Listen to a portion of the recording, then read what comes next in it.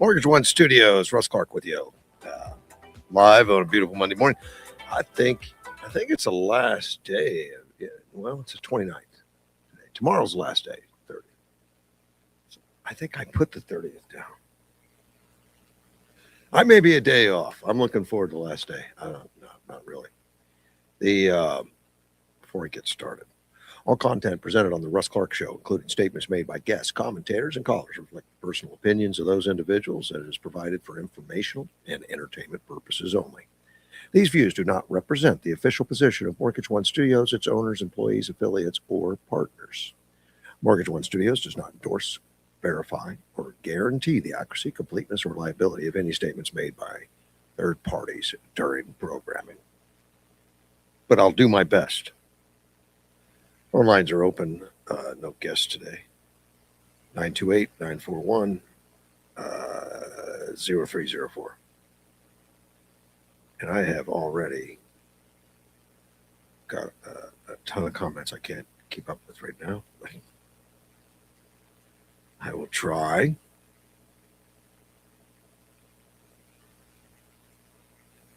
I don't know. It seemed cooler yet. I don't know. Maybe it was my imagination. It seemed cooler yesterday.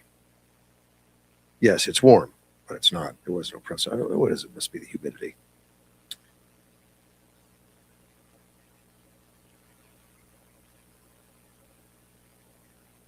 Wow. And I haven't read all my comments even from my fact checker, Edward.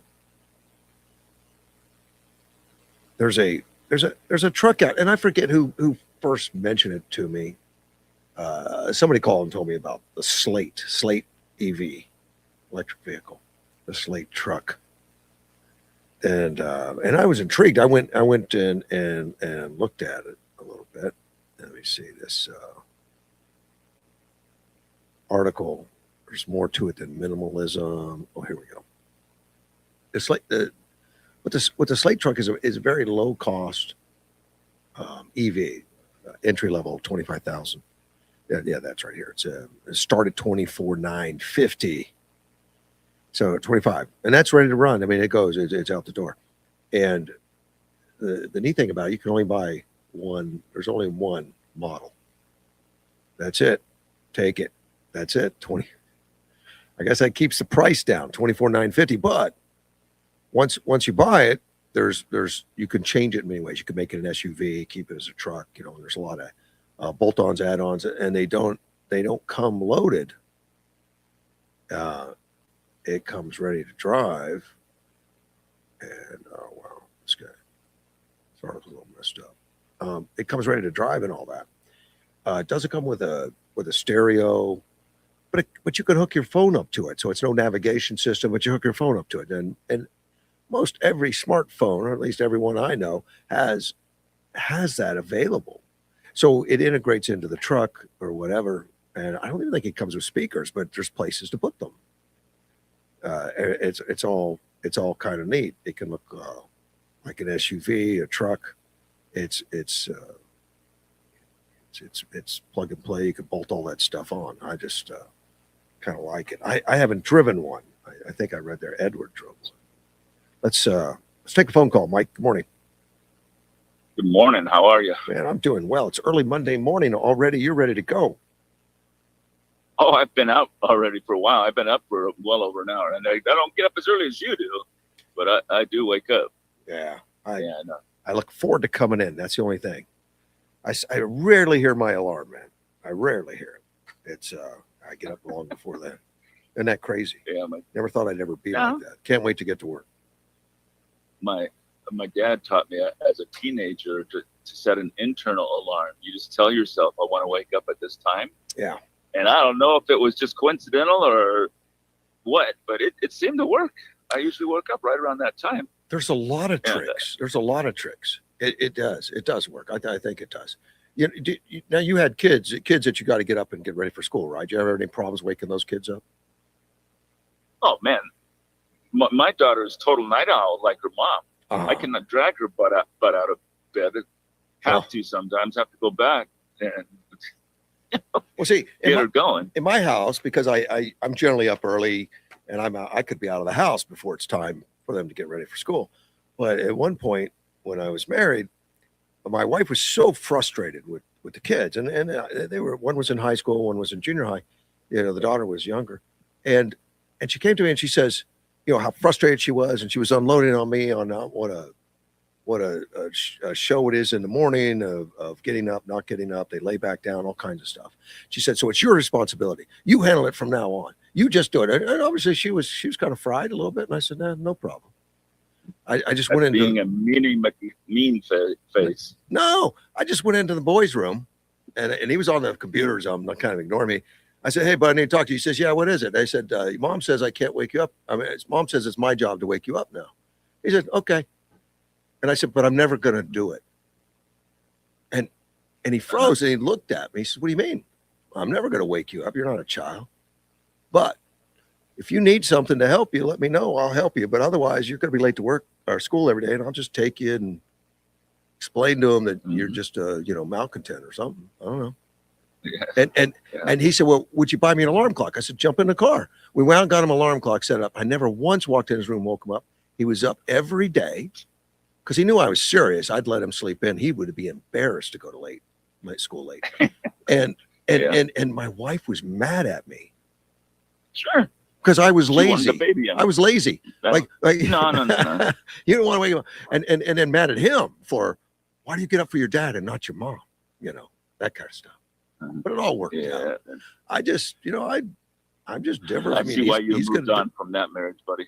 Oh, well, no, she's actually, I just saw her this weekend. She's in town helping out my daughter. So, we get along. Cool. We get along well. She's fine. I got you. Yeah, it's all good. She's the mother of my children. Yep. Yeah, it all works out. But I don't coddle them, buddy. No. I give them everything they need, and I don't beat them. I don't yell. I just your consequence you're gonna have to live with. Let's talk about. They don't like me talking. That's why the monster had her own pink beetle, right? Not coddled, just spoiled. She was very spoiled, and she told me. Yep. She said, "Dad, I know what I want." And she was 15, and she says, "I want a Volkswagen Beetle with a sunroof, really good stereo that plays disc, and it's got to be an automatic and pink." Well, I found out they don't make them. I had sure. I had to have it made. Yeah. Well, I'm the same way with my daughter. I try to be the good dad, but I'm not a good disciplinarian. It's very difficult for me to punish her. Really? It's difficult. I mean, I do, and I have to. Of course, I grew up in an abusive home with seeing bruises all over my mom and seeing all kinds of nasty stuff. Okay. But that's one extreme. Sure. You can still have discipline and corrective measures. I was not a corporal punishment guy. I wasn't. I would talk them to the point to where they would ask me to please hit me, like the other dads. I don't stop talking. No. My daughter, the 12-year-old, informed me years ago. You can't. I think she said even spank me. I said, what? I used to spank you over your diaper when you needed it. And she goes, well, that's abusive or that's violent. And I says, well, you learned your lesson. Where'd she learn that? You didn't do. I'm sure school. Yeah. They get taught that, man. Yeah, they do. Yeah. And we used timeouts in the corner for a year or two, and she didn't like that at all. Mm-hmm. And now it's restrictions from her smart devices that cutting her off from her roadblocks and well, good for you. All the other stuff. Yeah, I mean, you got to do one thing or the other. All right, now let me get to the reason for my call, since we've gone off all over the place. All right. Yes, it was cooler yesterday. If you looked at the temperature for the 10 days, Saturday was the hottest day, and then Sunday came down a little bit, and I was in San Diego again picking up another car, and I got to tell you, when we were driving over, is that called the Cajon Pass? No, that Cajon Pass is north of LA. Yeah, I know which one you in mean. between. Yeah, in between El Centro and San Diego. Pass, I think. There you go. Yeah, it's the Tecate Divide, and anyways, driving through there with the sun up, it was still early. It was like 6 a.m. or whatever. But driving, no, wasn't it? It was later than that because we didn't even leave here until almost 6 o'clock. Okay. Driving through there, I almost started. In fact, I did. I started adjusting the temperature up a little bit because it was like 50-something degrees outside, and I had the temperature set to, the lowest I think was 68. It was still blowing too cold. But I like a little airflow and whatnot. And sure. The girls were sleeping, of course. But we had a good time. And there was something else that. What were you talking about? The weather, and then after that, alarm clocks. Yeah. Well, I guess we covered it all. Getting up early. Well, you can go to work. Oh no, it's that the electric truck. Oh, the electric truck. Ask. You don't get to customize it or anything, but can you choose your color? Are there different colors? It comes in one color. But they will wrap it for you if you want, but everything's extra. You pay the $25, take it as it is. You tell me what you want to add on it. You can wrap it, have it repainted, and a lot of people do. But it comes specifically no options. That way they can keep it real cheap, down and dirty. You can walk out with 25, and you can paint it later, add a radio later, add whatever later. It's all. I support that whole method of doing business. Mm-hmm. Where is it made? United States. So it's not a Chinese car. No. It's a U.S. company. I mean, U.S. Employee. I mean, employees, U.S. business. Wow. Cool. It's neat. Right? What was the name of that again? I was afraid you were going to ask me that. Slate, Slate, Slate truck, and it's just very minimalist, and it's kind of boxy looking, like an early, boxy type truck or whatever. Not unattractive. Looks like when you put looks almost like an old Ford Bronco or something. And it's an EV, right? All EV. That's all it is. $24,950. Wonder what you can pull with it. I don't know, but I'm sure probably not too much. I mean, I've seen Prius with trailer hitches on them. Yeah, but it's probably 500-pound towing capacity or something, which is fine. Towing a small little bicycle or something. Camper trailer or small. But I don't see a trailer hitch on this one. But I'm sure. I mean, it's so you can add so much to it. Whatever you want. Yeah.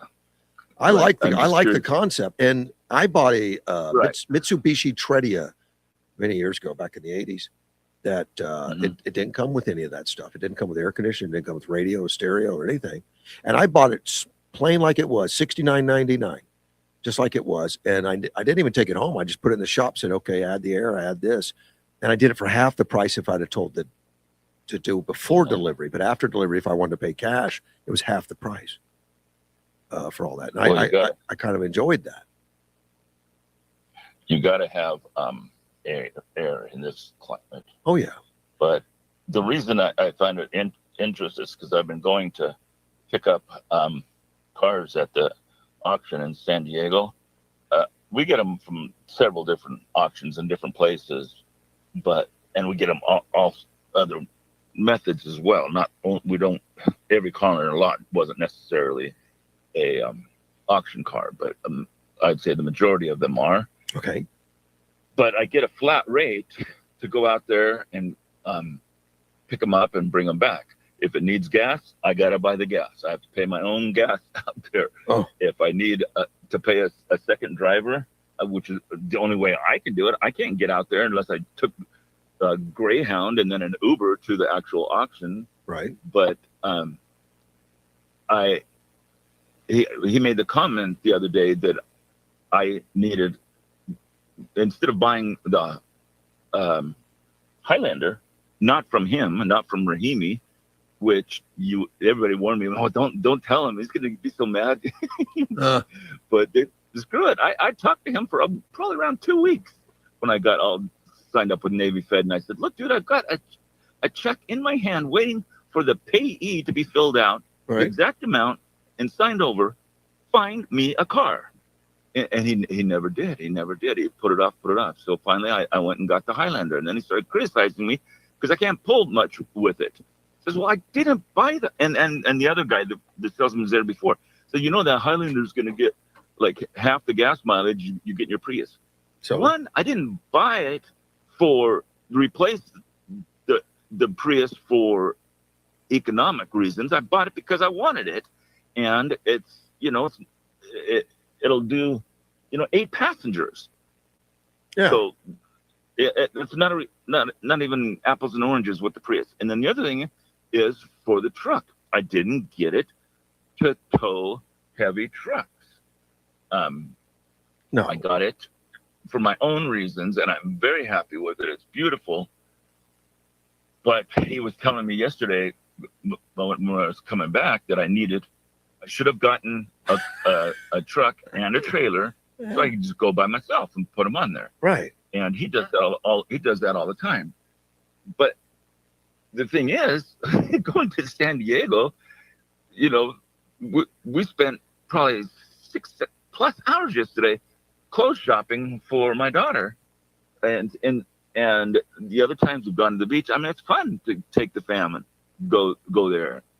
And I'm not interested in being, a truck driver. He says he does sometimes 8 or 10 drops a day out there in Phoenix and Glendale with his Sequoia and his trailer, and he gets $100 a pop.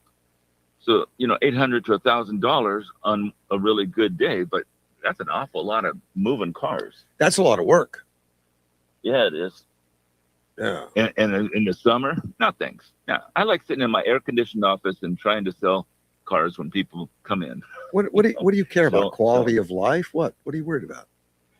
Yeah, and that's the other thing. I don't want to be on the road. He has 3 semis. One of them is down right now, and the other 2 Volvos both have their own setup. He can get, I think, at least 6 to 8, maybe even more smaller cars on one of his setups. Oh, that's a big truck, right? That's a regular full size tractor trailer. Yeah, yeah. Oh yeah, they're like I said, he has 3 semi trucks. Yeah, and that's his main business is hauling cars, and that's what got him into the sales. He says, you know what? I'm picking up all these cars at auctions. I should just get some, with the money I'm making, and open a lot. And he had a location in Glendale right there by Grand Canyon University. Lost the lease on it because Grand Canyon wanted to expand. And the owner said, that's too much money. We don't care about your monthly payment. And so, but he had already opened here. And so he had the 2 locations, and now we're down to only the 1. Wow. But it's been good business for me in the year and a half I've been doing it. Now I'm doing instead of doing Uber Eats and DoorDash on Sundays, which is typically a very slow day, go and pick up a car. So in San Diego, normal trip or Phoenix? Right now I'm only going to the Edessa one right by the border, the east border. But there are other auctions. But that's a full day round trip, though. Really, I mean, of course. Yeah, but the pay is worth it. Okay, all right. And you get some sightseeing in when you go there. Sometimes take the kids. That's sightseeing great. Or shopping, whatever. Good food too. Are you going to tow it back with the Highlander? Are you going to use that? I mean, you've got to. No. Okay, so that's the thing. He was telling me you shouldn't. That's why he's criticizing me for buying the Highlander. Said I should have gotten a truck that could pull and a trailer. Yeah. I don't want to do what he does. I got my Highlander because I wanted it and I love it. Good for you. And I don't care about the gas mileage that the other guy was telling me. But how do you pick them up then? Somebody drops you off and drive it back? Yes, I go out there. Yeah. I've done it twice now with my wife, and she drives my car back. we've taken, the Prius both times, so it's good gas mileage. And then last weekend, not the one that just ended, but a week ago, I had one of the guys from work go with his family, and it turned out it was Father's Day, and they wanted to go to SeaWorld, and so I paid him to drop me off out there because Gladys had to work. She works a lot of Sundays, so I don't do it very often. I have a trailer that's got like I think it's 10,000-15,000 pounds. I've gone and rescued some people before, like in Prescott or something. I'll drive up there and pick them up, put it on the trailer. What do you pull them with? I have a truck. I have just a GMC half ton, but it's fine. Gotcha. Yeah, that'll work. Yeah. All right. Well, I gotta go do this Walmart shopping order now. I've been sitting here for 10 minutes talking to you when I'm supposed to be in there. Get to work. Planning people's growth. Quit playing around, man. Will. Take care, man. Bye. We'll talk to you later, buddy. All right. That's Mike, the Uber driver. And I didn't realize he was picking up cars. That's a full day. I had to pick one up in Prescott. God, that's the last time I did that. And of course, that's a whole nother adventure. I mean, up through the windy roads and all that stuff. So it was fine though, because I had the car coming downhill, so it was easy on the truck. It was easy. Military recruiting. I know we talked about it before, but since Hegseth got in, with Trump, they've been on track every branch, and they haven't been in it looks like 15 years, according to this article on the recruiting. They've been running behind. That's a long time. In fact, I know at times in the last 15 years, they just lowered the goals in order to not look so bad. They just, we don't really need 60,000. We'll do a 55. And I don't know the exact numbers, but I know they lowered the goals at times just so they didn't look so ridiculous. In fiscal year 25, the Army signed contracts with 62,050 recruits, which is 101%, 101.72% of its goal. Navy, 44,096, which beat their goal by 8%. Air Force Airmen, 30,166, which beat their, and then Space Force. Does anyone know what you call Space Force? I mean, it's not soldiers, it's not Marines, it's not sailors, it's not airmen. They call them Guardians. Space Force Guardians. Yeah, it almost sounds like a superhero type movie. The Guardians. Space Force Guardians, 819, not a huge force. Marine Corps, 26,600, all of them. All the five services combined achieved 103%. The question in this article was, how long does it take them to become mission ready? Okay, you got them. How long to get mission ready? Which I found interesting. It makes a difference. We did an article on the F-35 the other day on being mission ready, and it was a remarkably low number. I don't remember, but it was less than half that were considered fully mission ready. And I got another story on that and some of that stuff. But aircraft all the time are in the shop, routine maintenance, but to have less than 50% ready is kind of crazy, ridiculous. There's always going to be something in the shop. I mean, they turn wrenches in, particularly helicopters. Helicopters get a ton of maintenance for every hour that's flying. I think I heard before on some of them anyway. 7 hours of wrench turning for every hour in flight. Isn't that crazy? That's just insane. You would make it in your Chevy having 7 hours of wrench time every time it drove for an hour. That'd be a trip to Phoenix and back. Well, we got to go put it in the shop for 20 hours. It's crazy. But that's what it takes to keep these high performance things up there. These things flying. I guess it takes a lot of time under the hood. Well, what does it cost? What amount of time is it to have recruits training? Now, I've never been in the military. Of course, my dad was in the Air Force, so I lived on bases. I understand it. My son's in the Air Force. My dad was my grandfather was in the Army, but so it just skipped me somehow. But because of my eyesight, I wanted to be an Air Force pilot. I couldn't be a pilot, and I got pouty, and I said, I'm not joining. I was offered a job as a weapon systems officer. Nope, wanted to be in control. So I never did join. I bought my own airplane,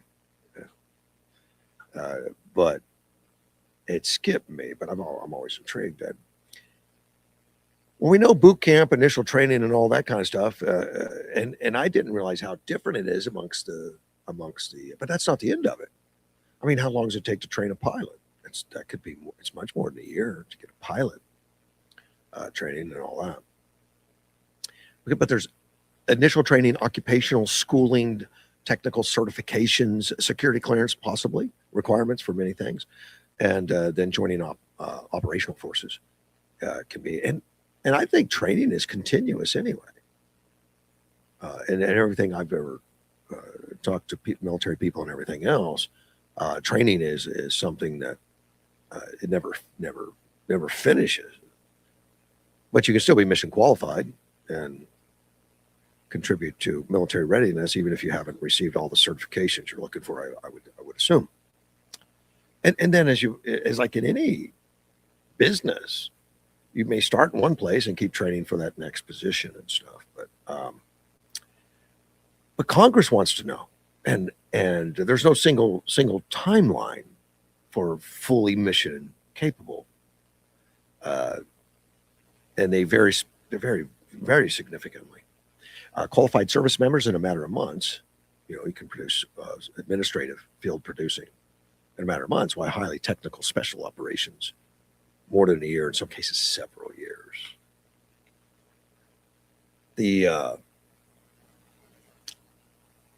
The Army, Navy, Air Force leaders regularly testify before Congress about recruiting performance, and they have to give updates throughout the year to Congress and tell them.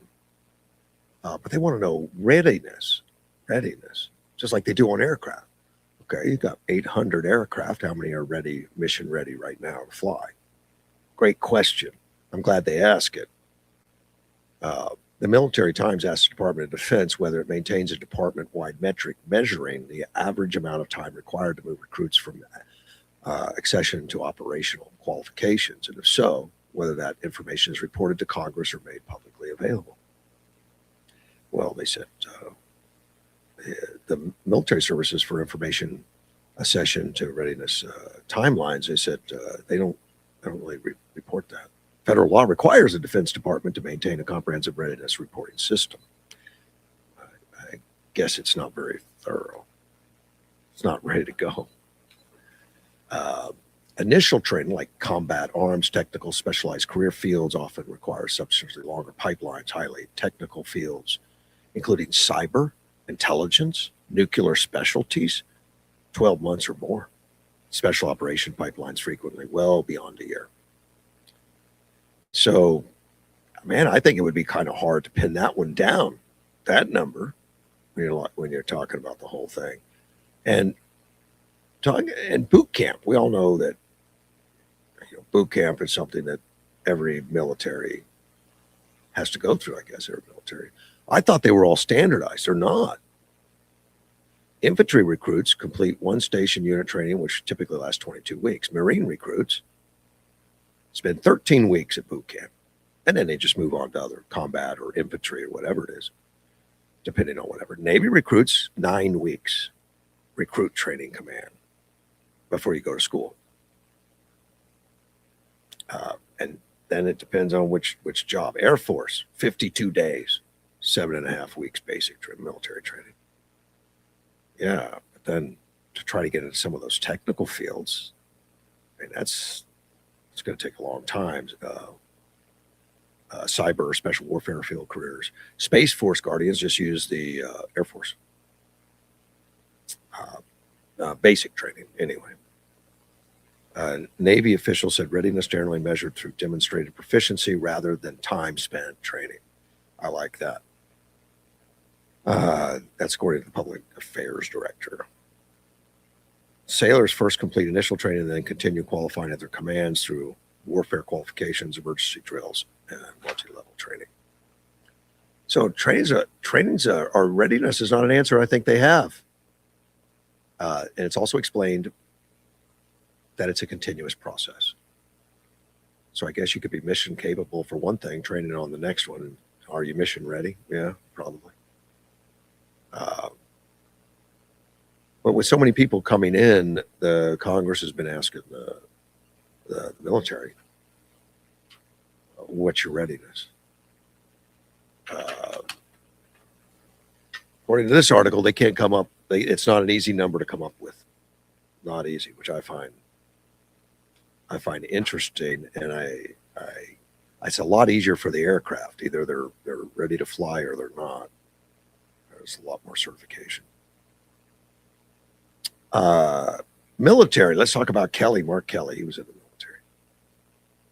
I am not a big fan of Mark Kelly, not because of his background, but because his politics don't align, and I think the guy's moldable based on rather than his core beliefs, just what he thinks he needs to do to have the job, which is like a lot of politicians. They are. It is it. You know, what's the flavor of the day? Which way is the wind blowing? I mean, he's a committed Democrat, committed to, you know, the policies and programs that the Democratic Party's supporting. Even him being an Arizona senator, right on the border, he never once complained about Biden's border security. In fact, in 2023, he said the border secure. You know, he's like Mayorkas Jr. Like, what are you complaining about? It's border secure. And it's really unsettling for a guy sitting right here, sees the problem, knows the problem, and looks at it and doesn't say a word, except that he agrees with the Biden administration, agrees with the Homeland Security that the border's secure. Well, that all changed now. That'll change as of Sunday. Now, I don't think it's a revelation. I think it's a rewriting of history. And that's not uncommon for politicians either, but I think that's the worst of all politicians when they do that. He was being interviewed this weekend, I don't know. Oh, it's ABC News this week. He was on that. And he says the Biden administration created a crisis at the southern border with welcoming policies that allowed for undocumented immigrants to enter the country illegally rather than turning them away.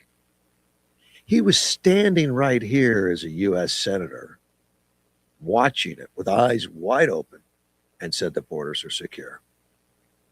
Now, because, and I think this is all because of Trump and Trump's policies that have proven that you could shut the border down. It doesn't need comprehensive border reform. We don't need a comprehensive study. We've got the rules in place. We've got the laws in place. You know, just start enforcing them, man. Just enforce the laws on the books. And Joe Biden and all the Democrats lied to us, including Mark Kelly, during that whole 4 years. And then they support dismantling ICE and getting rid of ICE, even now with Trump in office. That ICE is evil and we need to get rid of it and get rid of police officers. He said the Biden administration did a bad job at the border. Now, I am a border senator. I represent the state of Arizona, and this was affecting my constituents more than it was affecting, let's say, Todd in Indiana. That's probably referring to Senator Todd Young. Well, does he think that we don't have internet, that we don't have research capability? He was sitting here watching it for years, and now all of a sudden he sounds like he's, you know, pro stopping the illegal immigration. So yes, I wound up in a situation. See, he says I wound up, so he's a victim. I wound up with them where I had to do something unpopular things. I had to think unpopular things for being a Democrat. He didn't at the time. He went along with the whole ruse that the border's secure. Nothing's wrong, nothing to see. He broke with Biden, and it did not come with fear of retribution. Unlike the second Trump administration, Kelly has come under some heavy criticism from both Donald Trump and defense Pete Hegseth, and you guys know stories. I mean, it's been pretty strong.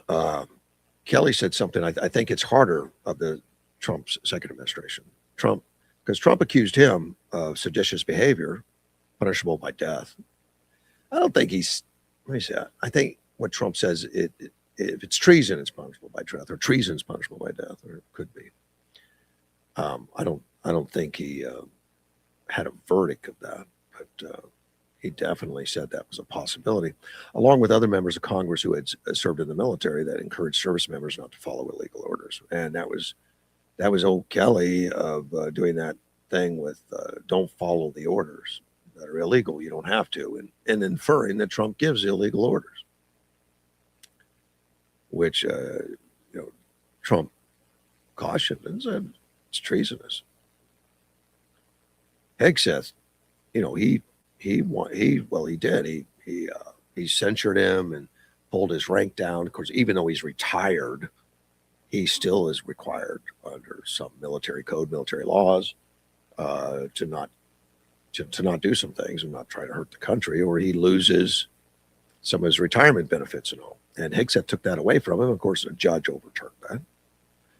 Kelly also noticed that Republicans in the Senate who have criticized Trump have faced primary challenges backed by the president.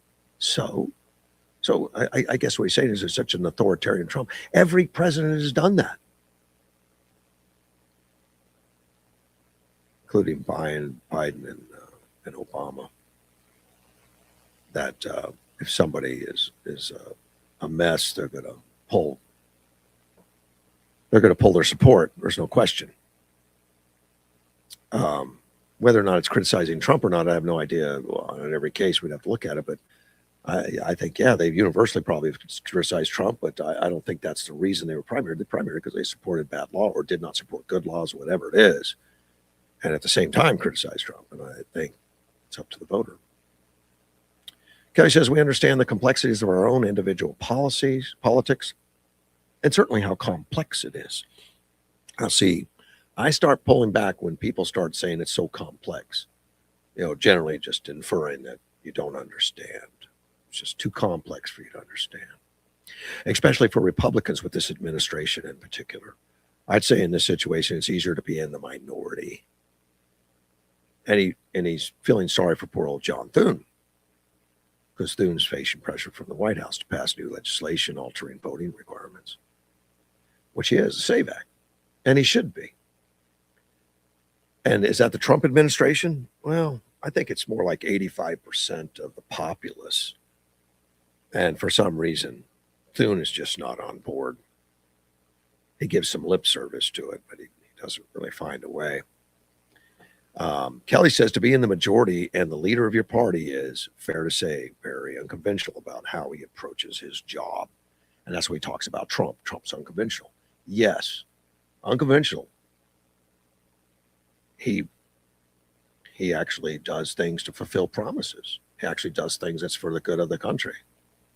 He's actually transparent. He actually gives interviews literally every day, or either interviews or he's on social media or something literally every day. He's transparent as anybody's ever been in the history, probably, of the country. Part of that's because of technology, I'm sure. But so, yeah, he is unique. And he says it's very complicated for them, meaning the Republicans, very complicated. And I'm assuming he's referring to Trump being so transparent, it's complicated. Because if you break from, promises or break from it, he's going to out you as the president. I don't think it's complicated. I think it's pretty simple to understand. F around, find out. That's pretty much what I understand. But I think it's all above board. It's all well communicated. It's not underhanded. It's not behind the scenes. It's straight up, face to face, which I appreciate. Kelly does not. But he is changing history right now, or attempting to. I'm not going to let him get away with it. I mean, it would be one thing if he came out and apologized for his bad decisions. That's not the case. He's talking as if it never existed, that he was unaware. But now he's strong enough to criticize Biden. Yeah, because Biden's out of power. Yeah, good for you. Wait till the guy's not old. I mean, he's old enough not to remember you doing it or something, and he doesn't have the opportunity or the power to do something about it. because if you had criticized him during that time, you'd have ended up with some pain back from Biden, which he can't administer now. So I don't think that's courage, Kelly. I don't think it's courage at all. It's none of it is. I'm just kind of fed up with him a little bit about some of these antics and not taking responsibility. I mean, I would at least have respect for him if he had responsibility. Took some responsibility for it and said, "My bad" or something. I've learned from it. But that's not going to be the case. That's not going to be the case. Let me see. Oh, I want to talk about the reflecting pool a little bit. I can't believe how much it's been in the news. Or that it's just amazing, especially when Obama spent, I think, $34 million on the reflecting pool with bad results, which is an equivalent of 50 million today, or 49 million if you adjust for inflation. Trump spent 14 million, which, at first he promised less because he thought less was going to have to be done. And then once they got an idea of what all was going to be involved, of course, it went up to about 14 million. And it looked great. And then I want to talk about sabotage.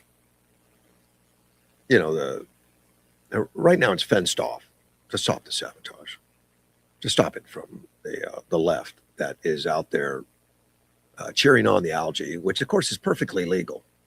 You can sing songs to algae all you want. It's perfectly legal. Dress in green and go algae.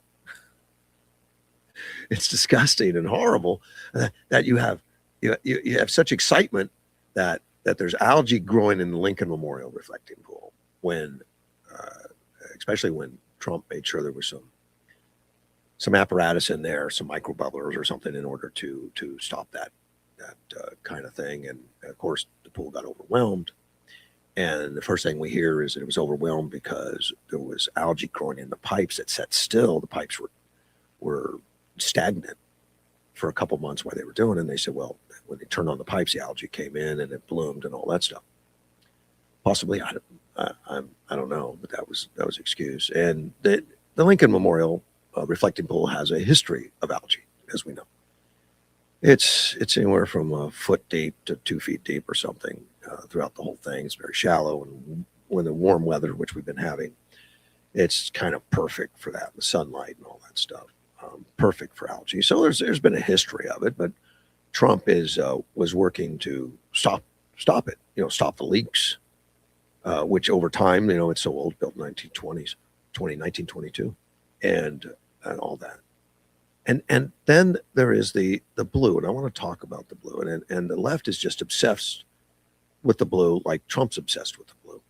They say he's obsessed with the blue. If you've ever seen the tape explaining how the blue color got to be, he was talking to the contractors, which I know the left say it's his pool contractors. It was a no bid. Correct. It was a no bid. Correct. That is fact. And it goes by a standardization. And I think the contractor explained that they didn't make any more money on this than he would on anything. It was all same. He didn't know Trump, never met him before. He's just an expert in this industry. Not a friend, not a constituent, nobody that gave money to him or anything like that. And it was a no bid type deal, which is somewhat too common, but common in this industry, for certain things, not for everything, because there's laws that a lot of things have to be bid on. But for this one, it didn't have to be. But he in the conversation that they were having, and Trump explained it, that they were going through the ceiling and this layer that was going to be rubberized layer that was going to be put down. They asked him, "What color do you want?" And it took him by surprise. It's on video. He said, "Well, I hadn't thought about it, or whatever, like a light blue." And he says, and it was the contractor that said, "Look, we have something called flag blue." And Trump says, that's it. Just go ahead and do the flag blue. I mean, that's how much thought went into it. the left is handling it like it's this huge conspiracy that Trump and his flag blue. And honestly, it looks a little bluer before the algae. But it looks great. It's nothing. It's not offensive in any way. And I know many said they're going to rip it out and all that. You know, it just gets crazy because it's Trump, that Trump derangement syndrome. Now here's the thing with the rubber liner that they paint on, and I guess cures in there. And it's rubber liner to make sure it doesn't leak. After they fixed all the concrete, the joints, and all that stuff, they still put the rubber liner on there. And I don't know if that's something they've done in the past or if this is something new, but so they put the rubber liner on there, and within weeks you see parts of it coming up, and then it's discovered that there's a slash of 350 foot. I mean, it started off as 150, 200, 250. Now it's 350 feet. And it's coming up. And then there was a lot of talk about the chemical. I mean, it depends on whether you're talking the right or the left. The left that wants to prove that Trump is an idiot says it was a chemical that he put in there, the hydrogen peroxide, which is a 12% hydrogen peroxide. And from what I've read and seen from some experts on it, they said it's not enough concentration at all to have affected that whatsoever, to affected that liner whatsoever. And I believe that. I mean, I believe they were smart enough to look at that, but it will help in arresting the algae and all that stuff. So, and then I think about this 350-foot gash. I mean, somebody had to get in there. I don't know how they did that without being seen, and whether that 350-foot gash really causes it to separate from the bottom. I don't know. I'm not a pool expert. I'm not an expert on this stuff. So I've listened to some pool guys that seem to be neutral. That said there's some possibilities. Some possibilities that it was rushed to get done on time, and maybe they didn't let it cure long enough before they put the water in it, and it's separated from the concrete. Well, even if you put a gash in it, doesn't mean it's going to lose its adhesion. And the fact that it has lost adhesion makes me think that's more plausible. That something happened during the application. Maybe it didn't cure enough or whatever. I haven't heard from the contractor. I'd like to hear his explanation of the rubberized. And then I heard from somebody that does a lot of going out there taking pictures, and he seems to be somewhat neutral. He seems to be kind of pro-Trump, actually. And I mean, as far as very thankful for all the monuments, and he rides around Washington taking video of the monuments, of the fountains, and all that kind of stuff, and showing how beautiful they are, how much they've been restored and brought back to life, and how much work Trump has done out there. I say Trump's done. Trump has had done. I don't think he's out there changing the light bulbs. And there's been 1,700 light fixtures that have been restored. 1,700. I guess they weren't even changing burned out bulbs for a long time, let alone the fountains. 22 of the fountains have been returned to service and restored 48 monuments. A lot of that was just cleaning them up. I mean, they look so totally different after they're cleaned. It's just really wonderful. Well, this guy that has been showing us all this, and putting it on YouTube, has he's been talking to other people, and other people are doing it. And there's a photographer out there that used some filters to take pictures of the reflecting pool, and he said that there's some of the blue that's lifting in the center of the pool, not near the edge, which tells me there's some adhesion problem going on, if that's all true. Do I think that there's vandals? Oh, heck yeah, I think there's vandals. I mean, the left is just, some of these people they've even talked to are just crazy Trump derangement syndrome, and they'll do anything that Trump doesn't like just because Trump doesn't like it. And mind-boggling, but it's true, and we just need to deal with it. And they're dealing with it right now. They put a fence around it, which I found out is not unusual for the 4th of July Independence Day celebration. They generally do put a fence around it anyway. They may have put it up early to try to stop some of the vandalism and some of that stuff. And they've had National Guards and people out there just saying, like, don't touch it. And still, with the police, with the National Guards, we still have people reaching in and pulling on the rubberized bottom. Amazing. You just have to be nearly brain dead to do that.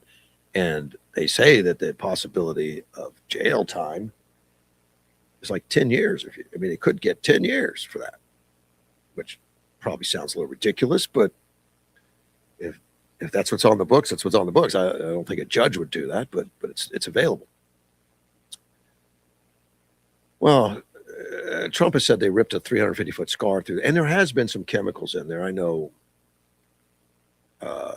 that the same time that the park people are putting in hydrogen peroxide to knock down the algae, somebody was dumping in phosphates.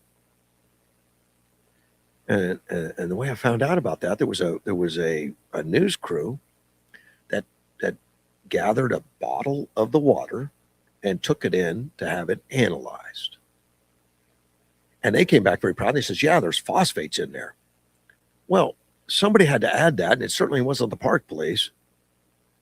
So we know there's some things added, and the phosphates, of course, would be fertilizer. They want that algae to be healthy algae. Somebody did. I have no idea who did it, and then the chemicals that they sprayed out that they put on the grass out there to burn into the grass, 8647, which we know is to get rid of 47, which is Trump's 47. Trump made this comment. I don't know if it was on Truth Social. He says more than 50 parks and circles have been restored, 48 monuments repaired, 22 fountains returned to service, and roughly 1,700 light fixtures throughout the National Mall. Fencing now surrounds the reflecting pool. I made an investigation into the damage. And Doug Burgum, the Interior Secretary, said the fence was installed in part to protect the pool and in preparation for July 4th festivities, which include fireworks on either side of the monument. So we're looking forward. I would love to go back to D.C. at this time and just see how it all looks cleaned up, homeless gone, the tents are gone. And from talking to George Braun, my Washington bureau chief, he said a lot of tents were just covers for drugs and stuff. That apparently they can't get a warrant to search the tents or something, which sounds surreal too. I don't know why, but he says they were safer putting them in tents out front and not worried about that until Trump came in. And of course, Trump came in and said, remove them. And George gave me a story about one that was being removed, and the police officers found narcotics in there for sale. It looked like it was set up to be sold. And somebody came by and said, wait, you can't touch that tent. That's mine. And he says, well, it looks like we found narcotics. Are you saying they're yours? And the guy says, no, it's not mine. I made a mistake. And then he left. Well, I guess the drug dealers are smarter than some of them, because there's been some that probably would have done that, would have said that. It's crazy. A big problem in our country right now that we're facing, and Edward's given me some insights into this, is socialism. Because it's spread, and we know that Mandani is now like the highest ranking socialist communist in the country, probably, with as mayor of New York City of 8 million people and can affect change. And then he supported 3 candidates that were equally socialist, and they're part of the Democratic Socialist Party. I don't know if that's that's just a party within a party, just like MAGA or the Patriots or something. It's a socialist part of the left. And all these cowards in the Democrat Party, they're not fighting it. Kelly's not fighting it. Kelly comes out and says he's against Joe Biden now that Joe's gone. He doesn't come out and say he's against the socialism. He's afraid. So the socialists are gaining power because the Democratic Party is not going to say no to it. And some of the poll numbers are just scary. And the younger crowd, I don't remember the exact numbers, but it was in the 40 some percent are okay with socialism. Well, that kind of snuck up on us, maybe. And maybe it comes from our school systems and not doing the civics like we used to do, not doing the history, the Constitution, and the founding fathers, and all the things that we have to be thankful for, and why our country is as successful as it is, and all the people that fought and died to make sure our country was successful for the republic that we are. They're saying, yeah, socialism doesn't look too bad, particularly with all the crazy stuff that's gone on since, even before COVID, but the fraud and abuse of our government. And I guess the socialists can now say, see, if you get socialism, there won't be any fraud and abuse, which of course is a lie, because look at every socialist country, much worse off even. Let's take a call from Ted. Good morning, Ted. Ted. Oh, don't tell me. Now, I've already had one caller today. Hey, there you are. I thought it was on my end, but you're the one that's not paying attention. Good morning, Ted. Good morning. I'm heading to California so I can vote a bunch of times. Just don't tell me. I don't. They gotta know. I don't want to. I don't want to know if you're breaking the law or where. I don't want to know. But it's Save open. America. Save America. Yeah. Call in about the act, the SAVE Act. Well, John Thune just called me and told me not to. Told you not to call in? No, he didn't call me. He's hiding right now. He needs to go. He needs to go. Well, Trump is still talking good about him, but I think that's strategic. I think he's frustrated with Thune big time. With all of them. Yeah. With all of them. Well, not all of them, but we got Mondami on TV, every channel on TV. Oh, they love him. This is going across the United States. I'll tell you right now, if it comes here to Arizona, I got a flag hanging out front that's got a blue and a gray soldier on it. It may happen again. It's already it's already in Arizona. I mean, there's already socialists in Arizona. They're all over.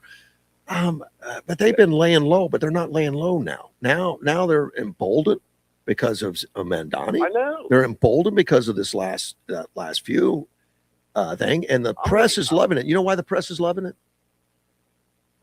Not so much that they're socialists, but so much because of Donald Trump. Like here's a way to smack down Donald Trump. We can destroy the country to kill Trump. That's like using hand grenades to get rid of cockroaches. Exactly. Yeah. They better go back and look what happened in Hungary and the Second World War. How this plague of human feces got a hold of the world. Well, and you say that because you're Hungarian and you probably have more understanding of the history. You're right. Well, I'm Scottish too, and I'm going to go get a fist of liquor and I'm going to. I've never seen you in a dress. Yes. I got your kilt right here. All right, buddy. I'm just saying. I got the kilts. You didn't get to that. Do you really own a kilt? Do you own one? They're they belong to my full grandfather's. I mean, I think that history thing is cool. Do you play the bagpipes? Yeah, they were Scottish Rite. Yeah. Man. And I didn't get to show you the saber at the front door that's belonged to the Templars. You have a saber that belonged to the Templars? Wow. Yeah, it was passed down through her father's side of the family. I'll give you $10 for it right now. Oh, think so? I'll let you polish it for $10. Let me polish it. All right. I enjoyed the other day. It was very nice for you and Helen to come by. You know, I was well, we enjoyed coming by, but I was really curious about that construction work you're doing to that back fence that has been leaning. It's it's a block wall. Repairs. You're handier than I would have thought. It's not exactly the same as the one along the border, but it's close. No, it's not. It's just along the alley. You got to keep the alley people in the alley. That's all. Yeah, I'll tell you, man. Yeah. Walls. There was a day when I was growing up at school that there was a sign, signs everywhere. Signs. Oh yeah, yeah. breaking my mind. You know how that went? I do. I remember that song very well because I'm old. Yeah. Yeah, you're a criminal. Mm. But yeah, I enjoyed the visit. It was really. You were fascinated by that Bible, weren't you? Well, you have what is this, 1873 17. Bible or something, which was just awesome. It looks like a piece of artwork inside. It's kind of cool. I know. After you were looking at it, I got to find somebody that might be able to do rebind it. Where it was coming apart. Yeah. Because that's a piece of history from the Eastern Shore, from Baltimore and all. Right. At first I thought it was a European Bible or something. No, but it was made right there in Baltimore. Right. Yeah. So it's really awesome. You all have a very lovely day, and I'm going to go out here and do some Republican yard work. Is that what they call that? Republican yard work? The wall. Well, putting up the wall. Go ahead. Well, let me know when you're ready to do some concrete work to that wall. I'd like to watch that.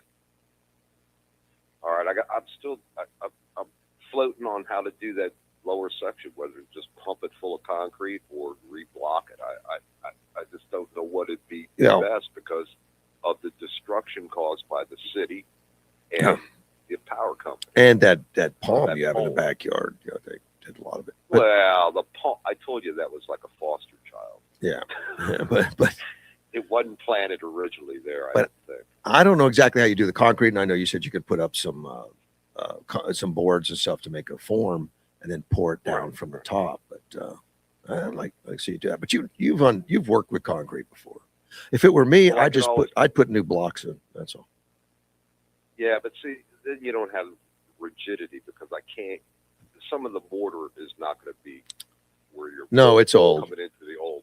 Yeah. Well, no, you can't get the good mortar joint because I'm having to piece it back together. You know what I'm saying? Right. But after I put the blocks in there, I can come from the top, like you said, and pump concrete straight down into it and make.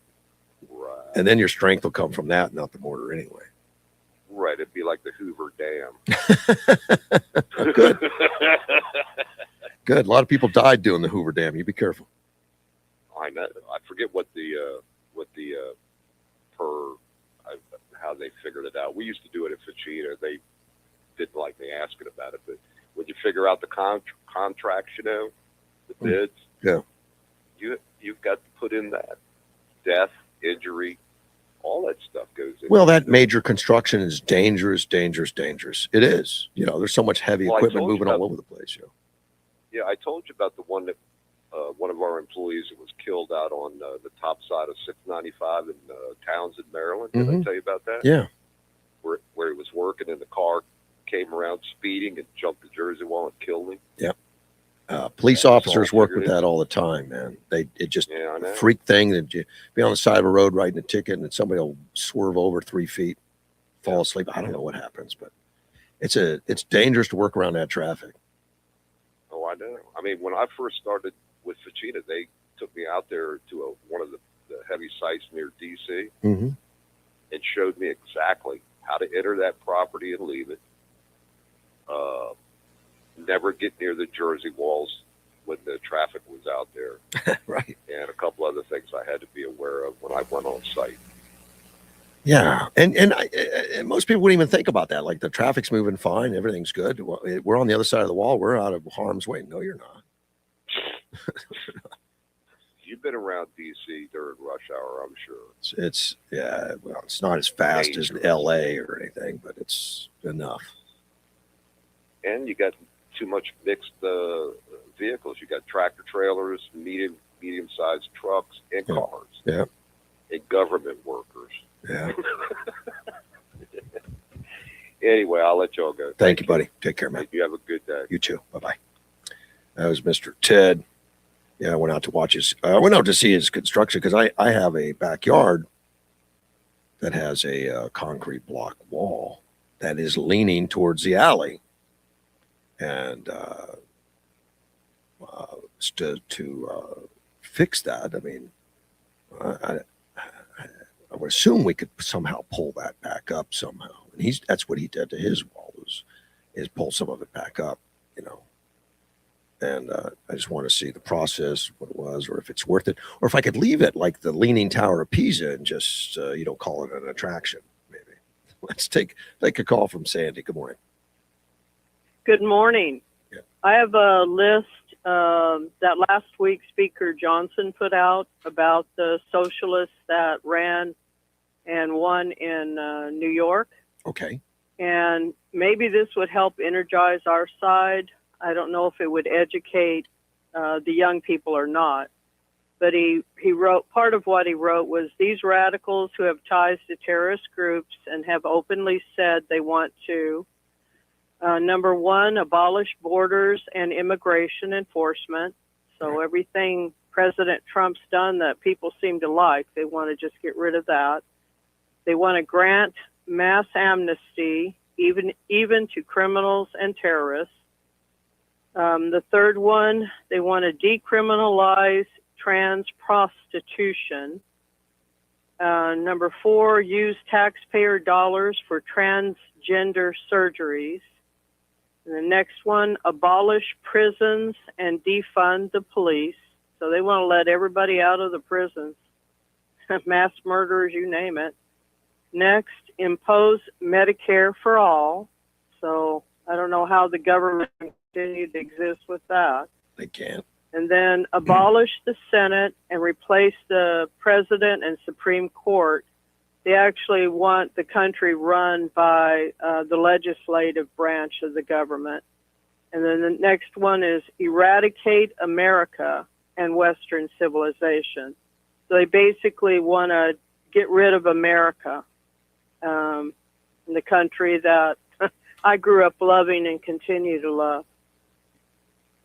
Wow. Anyway, that's all that was on his list for now. He skipped one. So They want to kill the sorry. Jews. They're anti-Jew.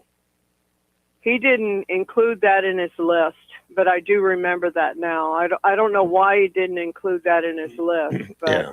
I need to maybe copy it and add that. But yeah, you're right. Which to me, it's just like others have said, and I've been saying for years, it's like a beginning, return to like 1933. And it's just really bad what they want to do. And I don't know, I think young people, it's like President Trump said, you say, I'm going to pay for everything, everything's going to be free. And they don't realize that can't continue. And I don't know, they're just kind of dumb, or they don't care. They just want somebody to take care of them. What you just explained sounds more like the way the United States ran under the Articles of Confederation during the first 10, 11 years before the Constitution was written. Constitution was written in 1776, so it was a Declaration of Independence. And we worked under the Articles of Confederation. We didn't have a president. We had a president of the legislature. I think we had 9 or 10 of them or so before President Washington, who was the first president, which was an executive branch president, that came with the Constitution. And they want to do away with that and the Supreme Court and all. That is insane. I mean, the founding fathers did the research to find out the countries that existed or didn't work. And the countries that seem to work are the republics that keep a balance of power. And that balance of power keeps other people in check. And that's the whole idea, that nobody gets away with it. If you just had one legislative branch and they ran everything, then we'd be like, Russia. It would just Correct. be total power. And maybe that's where this is coming from. Yeah. That one lady that ran, I found out, people telling me, so it's assuming, like reading stuff, that it's true, that basically she's never had a job. She's continued her education in college for like 9 or 10 years. So, they don't have any like real world experience, and they have been obviously brainwashed, and they're brainwashing others, but it's really hard to fight people that want to just have everything free. They want everything taken care of for them. And somehow, at least on our side, and hopefully Democrats that aren't crazy like this, can understand that what they're trying to do is horrific. Just that part about the parts about defunding the police, so you don't have any police protection, and letting all the prisoners out of prison. Are you freaking kidding me? there's serial killers. But there's all kinds of bad stuff. They're serious. They also you didn't mention in that list of go after the billionaires, take the billionaires' money. All of them want to go after. True. All of them want a redistribution of wealth. Under the theory, and that theory is that wealth is finite and there's only so much of it. And if they took it all, then they're keeping it from me, which is all a big lie because wealth is created. It's not finite. We can have as much wealth as we want. You just create it, build something, make something, discover something, and wealth is created. Otherwise, we wouldn't have any more wealth than when we started the nation. And, back when, monthly wages was $20, because wealth, we didn't have as much wealth. We've created a lot since then. A lot of wealth. Well, maybe we need more people like you, way more informed than me, to go out speaking to groups or somehow getting it through their heads. Yeah. I know President Trump's going to go around the country and speak, but these people need to be reached. I don't know if they can learn secondarily, without having to go through hell. Maybe they have to go through hell. Sometimes you do. But, Mondami was fixed because of Hochul giving him a ton of money. Right. Because the city had already run out of money. If she hadn't have done that, then the people in New York would be at least feeling a little bit of hell and maybe understood that they're making a mistake with their vote, though apparently hardly any people voted. But here's a very small percentage. But here's what's going to happen. Hochul is hurting the state because they're in trouble too. And she's sharing what little she has with Mandani. That state's going to be in more trouble. She's already begging people to come back that she's chased away, the billionaires. Bring them back, bring a friend. Right, I've heard that. And they're not stupid. No, because they didn't make billions by being stupid. They aren't coming back. Because they want to raise more money. And to them, raising money isn't creating money. Raising money means take it from those that are greedy. Greedy people have money, so take it from them. Well, what you call greedy people and we call entrepreneurs and smart people have left New York. You can't keep taking. Same with California. They've been leaving Illinois. There's a migration like we've never seen before, other than the gold rush. Oh yeah. And it's just going nuts because these people are literally demonizing anybody with wealth and just spew hatred constantly about the greediness of it. And they can afford 5%. They can afford it, 5% because you have 100 billion. You should get 5% to me. Cut a check for 5 billion. And we'll only get to do it once. It's a one-time thing. That's what they're saying in California. There's no such thing as a one-time thing for a politician. Because as soon as they get the money... Right, and once they run out of their money, they go down to the next level. Well, and they come back to the wealth. If it's the middle class or what, they do. Well, for one time, we're going to tax the middle class. And then I think New York, they've already gone after what they consider like white neighborhoods. Yeah. They specifically say it out loud. It's not hidden anymore. They will say white neighborhoods, correct, and they will demonize whiteness. Which shows that, unfortunately, we already knew this, though. Racism is not just one color. It's not just directed towards black people. Correct. Racism towards any group of people is there. And then whatever the schism is for going after anti-Semitism, for going after Jewish people. It doesn't. It's there. It doesn't have anything to do with race. Go ahead. It doesn't have anything to do with race. No, I know. Because look at Thomas, Supreme Court Justice. The people of color hate him because he's a Republican. It's not because it's republicanism. Right. And how many going after Republicans? And how many blacks do we have in Congress that are Republican that were able to join the Black Caucus? None. Because you can't join the Black Caucus if you're a Republican because you're not a true black. So it has nothing to do with race. It's Right. it's politics. It's all it is, and they're just trying to drive us apart and tribalize us. Well, it is very, very dangerous, though. It's very dangerous. Very dangerous when you hear that list. And so now I need to add anti-Semitism Mm-hmm. and then going after the billionaires. I don't know if there's a one word for that, but No, is there it's one word I in would just put general? it anti-wealth. You know, Anti-wealth. Okay. yeah, you can't be wealthy unless you're the right wealthy. I mean, if you're you never hear them talk about George Soros has too much money. Well, correct. People on our side have started bringing that up to them, and they still keep their mouths shut. They won't. Yeah. They won't criticize him. Sandy, when And you I'll never forget his history involving World War II. yeah, You know, so it's going like, you know, a lot of people haven't heard that when he was young, how he was helping the Nazis. Right. Of course, he might have been young, desperate. You know, I could maybe give him that excuse, but he has a history of that. and he's Jewish. And I know, but that doesn't seem to matter. Look No. at who's the Senate Minority Leader, Schumer. He's Jewish too. Yeah. Look at some of the decisions he makes, and you go, "Good grief!" Yeah. Why? And so is Bernie Sanders. Oh, You go, that's look, right. you know, they're at least Schumer won't say anything negative against this socialism move that I've heard anyway.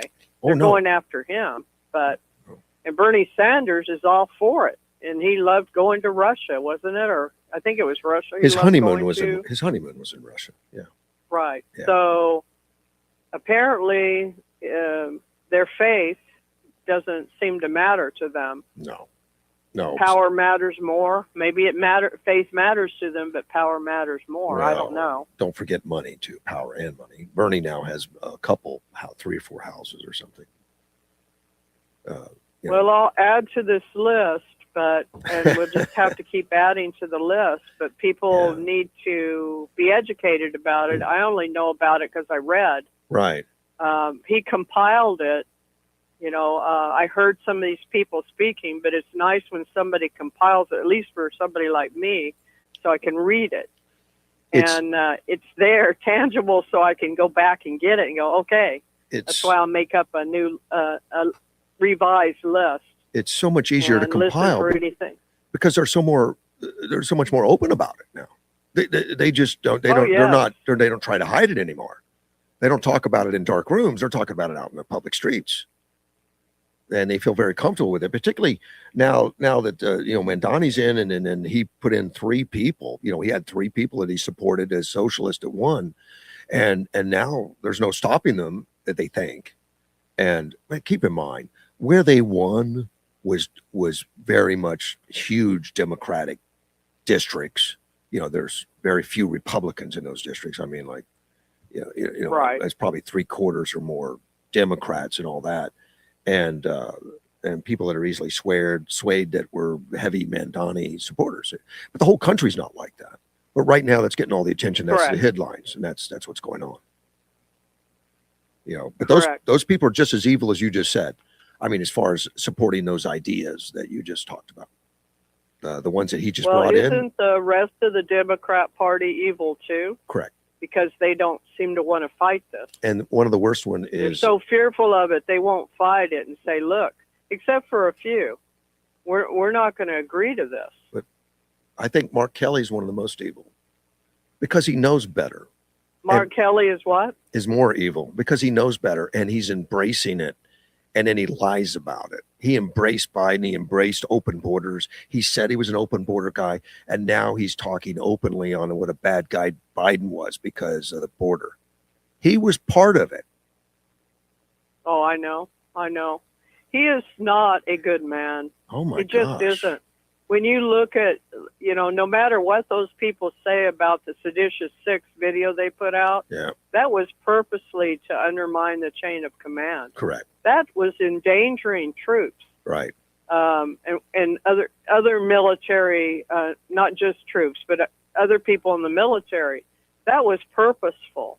Yeah. And he and our other guy, Gallego, they are not good people. And it's sad that Arizona has them. And I don't know. And then I worry about our current governor. Is whoever is chosen in our primary going to be able to defeat her? Yes. Well, And hope the polls are showing that the current governor is ahead slightly. I don't think that's reality at all. And that's why I'm worried a little bit, because it keeps showing that. The more we hear about Katie Hobbs, and now some connections to voter frauds and stuff, and some other monies and stuff, that it's going to come out more and more in the next few months on some of the investigations that are going on her. I don't know how much of it's true, but she's not a good person. I'm just wondering how many people actually hear about it, because it doesn't seem like our local TV media does anything negative about Democrats. And they won't until maybe they won't until it becomes obvious, like Swalwell. They would never do it against Swalwell until all of a sudden, well, we can't hold this dyke back anymore. Let's just go after him. And that's when it'll happen. That's when they'll talk about it. Well, they'll go after a Republican on just a hint of just somebody whispers something to them, so that's the game we're living with. And if we know the rules, we can survive it. I know we can. It's just getting the message out to everyone. Right. And then there's so much wonderful stuff going on right now with FIFA and the people from, foreigners just loving the country. Oh my gosh. With the state fair, the 250th anniversary. Yeah, I'm jealous. President Trump, we're lucky to have him as president right now because of all the work he's done on making DC look prettier. Yep. And safer. Yep. And it's just everything working really well. And those foreigners, if we could replay, hey, could we trade a Mark Kelly for one of you guys? Any one of you guys would be great. Well, I just can't get over how how much they love the country. The foreigners that Biden brought in and Obama brought in were those that hate us. Correct. The football crowd that is coming in, soccer, American soccer, but it's football everywhere else. They're just amazed when they get here that we're so wonderful, because the press, they read the press reports that were terrible. And then they get here and they're like, man, did you see Texas Roadhouse? How wonderful that is. Did you see, do you see Buc-ee's? I mean, little things are just blowing them away. And they're trying to take. You see how safe it is to walk around? Right. That helped communicate to me that press worldwide is not good. They're not accurate in their reporting, and because they're getting bad reporting in their states too. Well, what's happening is their countries. They're picking up on our reporters. They're not sending their own reporters out here. They're going through our stuff and then re-reporting it. It's about like any social media where you retransmit something. Oh, I see. So okay. That's where they're getting it. So they're hearing all this crap about us. That's very biased, and they get here and like, oh, what a wonderful place. I think it's been surprisingly fun to watch. It's one of the not the most optimistic, but just such an optimistic picture of the country that if these TDS people could get out of their own sickness, get out of their own heads, they could see, oh my gosh, things are just beautiful here, wonderful here. And they just, though I sent you a video and the gay pride stuff was going on. Right. And Citizens Free Press put out a video where these LGBT weird people bicycling in the nude. And you can see the whole nude pictures. Some of them later on videos. I didn't send you all of them. Good. They're cover. They put a cover thing. Not the person didn't, but the person who put out the video. But if you get a chance, see it. It's disgusting. Yep. You have all these people with their children standing there watching this stuff, and you go, how sick can that be? Right. But people need to hear that. I wouldn't even known about it if Citizens Free Press hadn't put it out. That's where I get help from reading the media. I think because I despise the press so much, a lot of it I don't listen to on TV. I don't know if they covered it at all. Probably if they did, they wouldn't mention about the nudity, but it's full nudity. Well, and there was a lot more going on in that too. Apparently, there's some arguments within the ranks, or because there's some pro-Trump people that they don't allow to participate. Just like Republican blacks cannot get into the Black Caucus in Congress. It's all tribal. It's not based on anything other than politics, and they're going to snub you and then call it racism or something. But it's not about race. It's not about any of that. It's not about gay. It's about this socialist program. You know.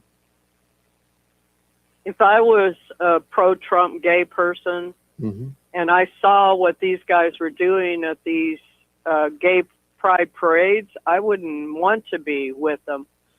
Well, I wouldn't want to be with them at all. This one was in Seattle, but apparently they're doing that everywhere. Yeah. And President Trump is not anti-gay, nor am I. No. But I don't like that kind of behavior. Even if it was a straight person, I wouldn't want them bicycling down the street nude. They've been doing You know, that it's just for a while. They've been doing that on the West Coast over there, nude bicycling for some reason. yeah. This was Seattle, Yeah.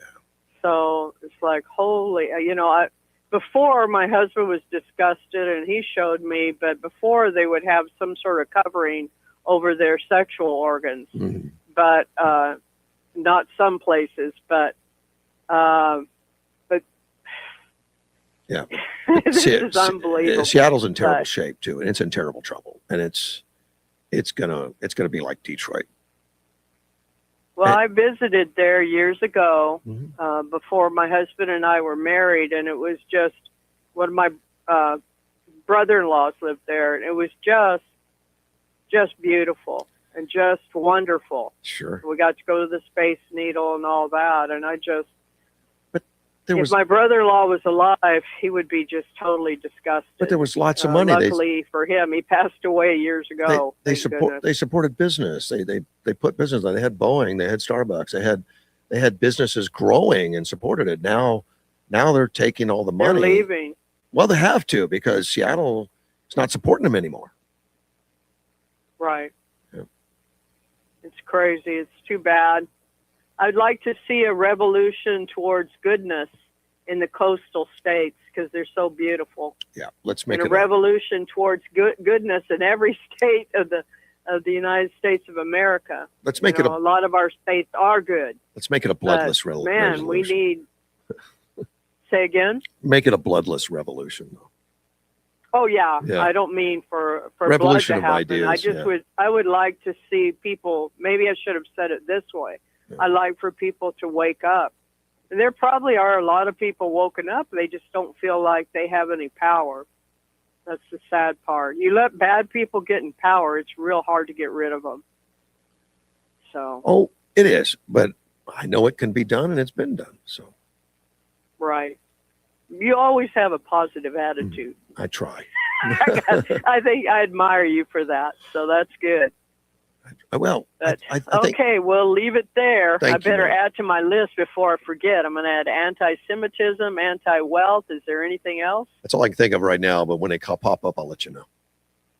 Okay, I appreciate it. All right, take care. Thank you. All right, Bye. Sandy. Bye-bye. It's really nice to hear from her.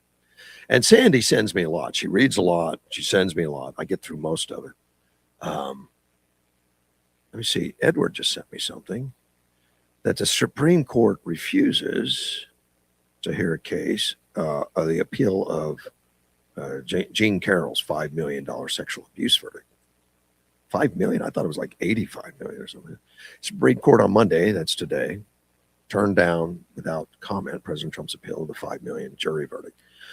Well, and this Supreme Court doesn't take everything. In fact, they take a really small percentage of things. Carroll, she reported the incident in a book called it a hoax and a lie.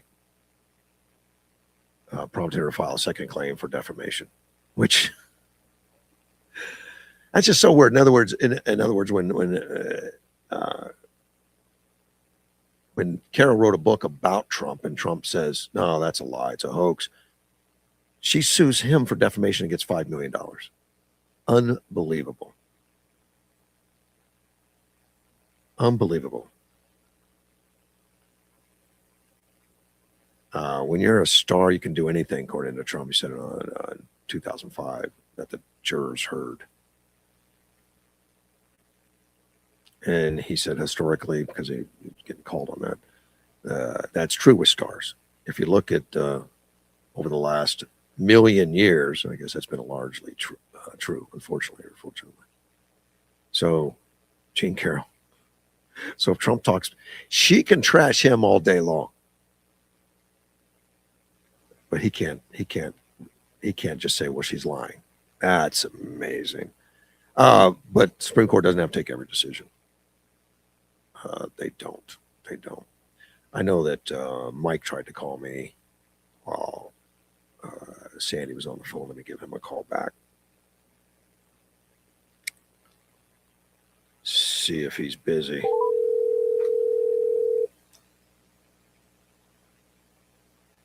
I never used to do that, call people back, but it's easier now. Hello. Hey, good morning, Mike. Russ Clark. How are you? Hey, good morning, Russ. I see that you tried to call me. Yeah, I wanted to respond to something that was puzzling Sandy. Okay.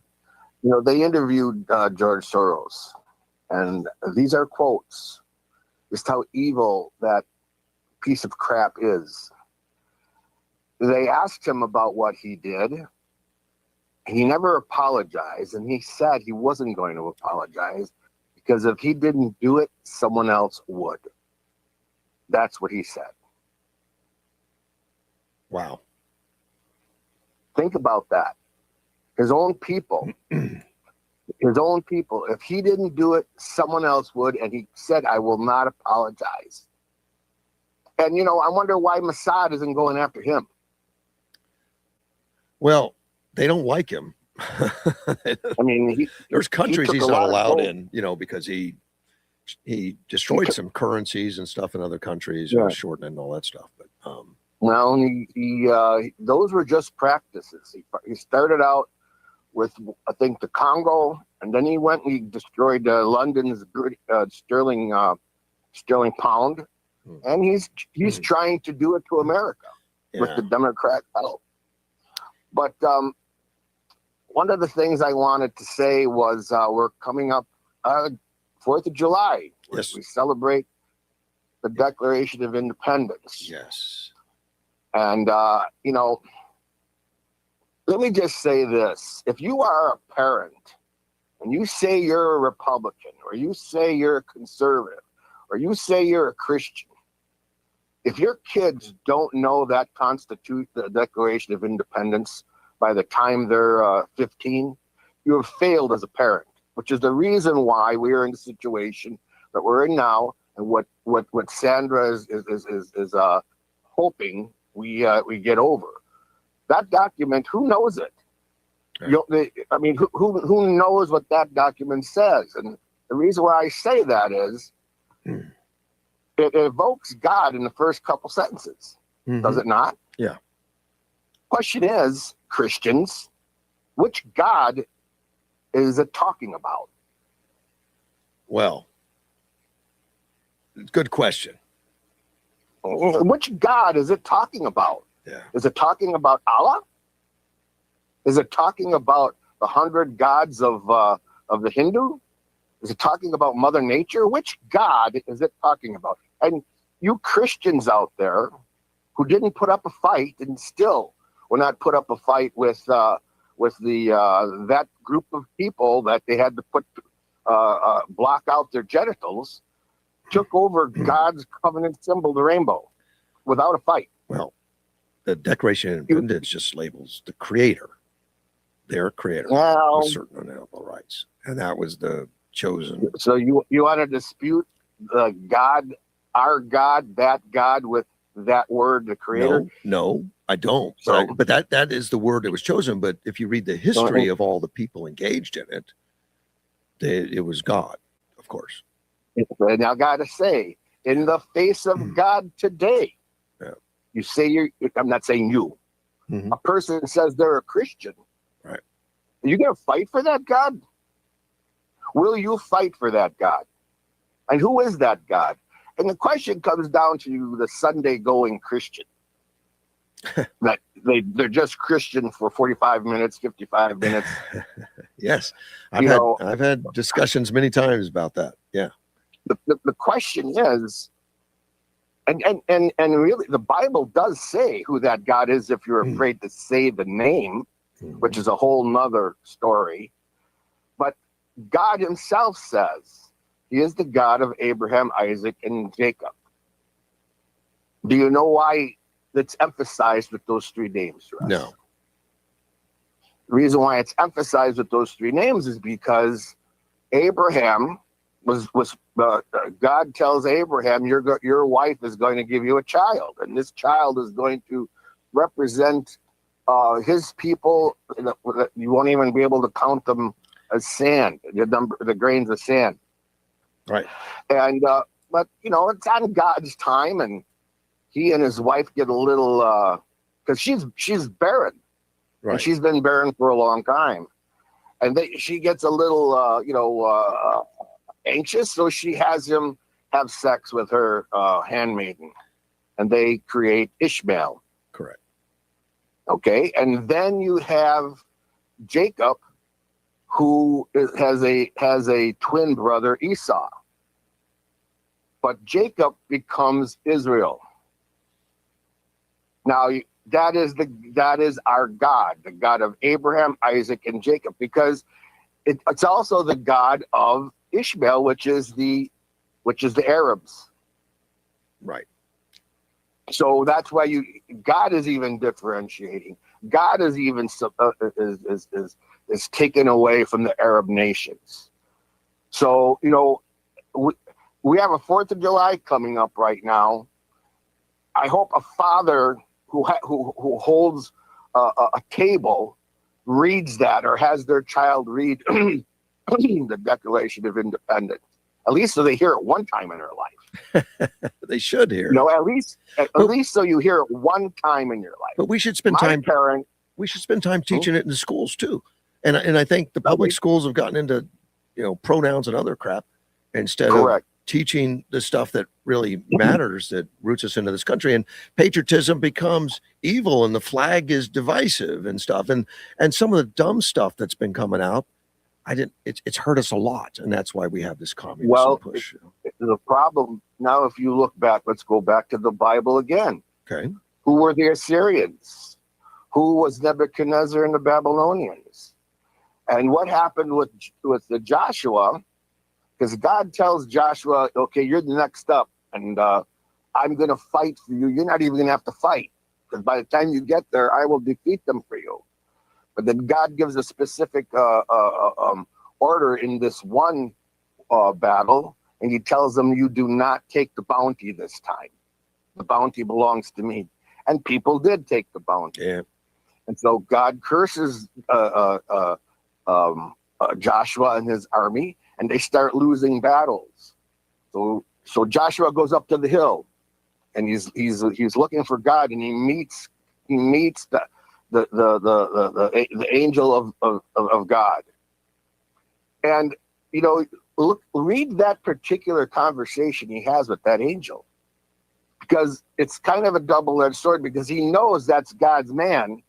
So he's kind of asking a question, who are you for? When he thinks, well, that's God's man, so he must be for us. And then listen to the response. He said, I'm for who is for God. If you're not for God, then I'm for your enemy. And when you read Psalm 34, it talks about that angel. And that angel encamps around us. Oh. And he has his sword up. He has two swords. But if you are what? Yeah, I say you're really well knowledgeable of Bible, but I don't know how many people are going to follow that, Mike. Not that many. Well, you've got the Sunday leader. Yeah. Does he know this? You've got the people who are running the Bible studies. Do they know this? I'm an idiot. I don't have a Ivy League education. Well, you don't. That book is there, sir. Neither did Lincoln, book- but okay. Correct. Yeah. So, but the ramifications is it. God sent the Assyrians to punish the northern tribes because they accepted homosexuality. You and Sandra said, well, I have homosexual friends. You say I have Democrat friends. Mhm. Hey, you know what? That's a whole nother argument too. But man, it's against the laws of nature and nature's laws. Yes. I mean, if you take sex out of homosexuality, Uh-huh. what are you left with? Do you think anybody homosexual should be allowed in church? I mean, if I was in my church Listen, and I see a that's homosexual, should we chase him out? Should we say you can't belong here? I don't want this conversation to go in that direction, but that is Okay. a conversation. Okay? I don't believe that, and I believe everyone's That welcome. is a conversation, and I want to have that conversation. Yeah. But the question comes down to, we know what God says is a abomination, and we know what he blesses. So you answer your question there. Okay. We are a nation under this God. We are a nation under God. Yes, And we are no longer but- a nation under God. but recognize that being human is to be a sinner, and a lot of it. But we can help people See, find a that's the proper path excuse. to showing the right That's- way. What? That's the excuse. It's If you not an really want to excuse. have, It's not an excuse. it is an excuse because That's okay. And I'll have a conversation with you on this later. But But so what I'm saying is, first of all, let's identify and let's get back to the basics. yeah. Who is that God talking about? Who is that God that drove the forefathers and drove this country to a certain point before its decline? And why did it? Why are we in decline right now? Because we are not a Christian nation any longer. Well, we are, but we've lost our way, and there's no question. And we've lost our way, and we've allowed things to happen in this country. We allowed it, and we're all guilty of that. And we need to fix it, and it can be. And we need to fix it by turning around. That is what the term repentance means. I'm turning around. I'm doing a 180. I'm going back to that. So another thing, so I'm just emphasizing, who is that God? And you should, not you, we should be asking, who is that God, and are we pleasing that God for this next 4th of July? Because this may be the last 4th of July that this country celebrates. I don't believe it. I don't believe We it. only have 3 more months, and if we lose, Trump is done. We've had Everything that he's done. We've had terrible times in this country. We've had This is- famine. but this We've is- had depressions. We've had civil wars. We've had World War I, World War II. We've had horribly low times. And, FDR brought in progressivism. We didn't have a Republican led Congress for 50 years. I mean, it's been terrible times, and we prevail. We continue on regardless. And eventually the truths will get out there, and prosperity and all that stuff will come along with it. I want to say one other thing to Sandy So, about New York, Yeah. because the Saul Alinsky model, and again, all you have to do is read that stupid book that is dedicated to Lucifer. That book is dedicated to Lucifer. Hillary Clinton did a thesis on that they will not let people read. Mhm. Saul Alinsky's Rules for Radicals has Yeah. an Achilles heel, and that's facts. That's truth. And you and I have had an argument as the Republican Party's Yeah. position on why the socialism took place in New York.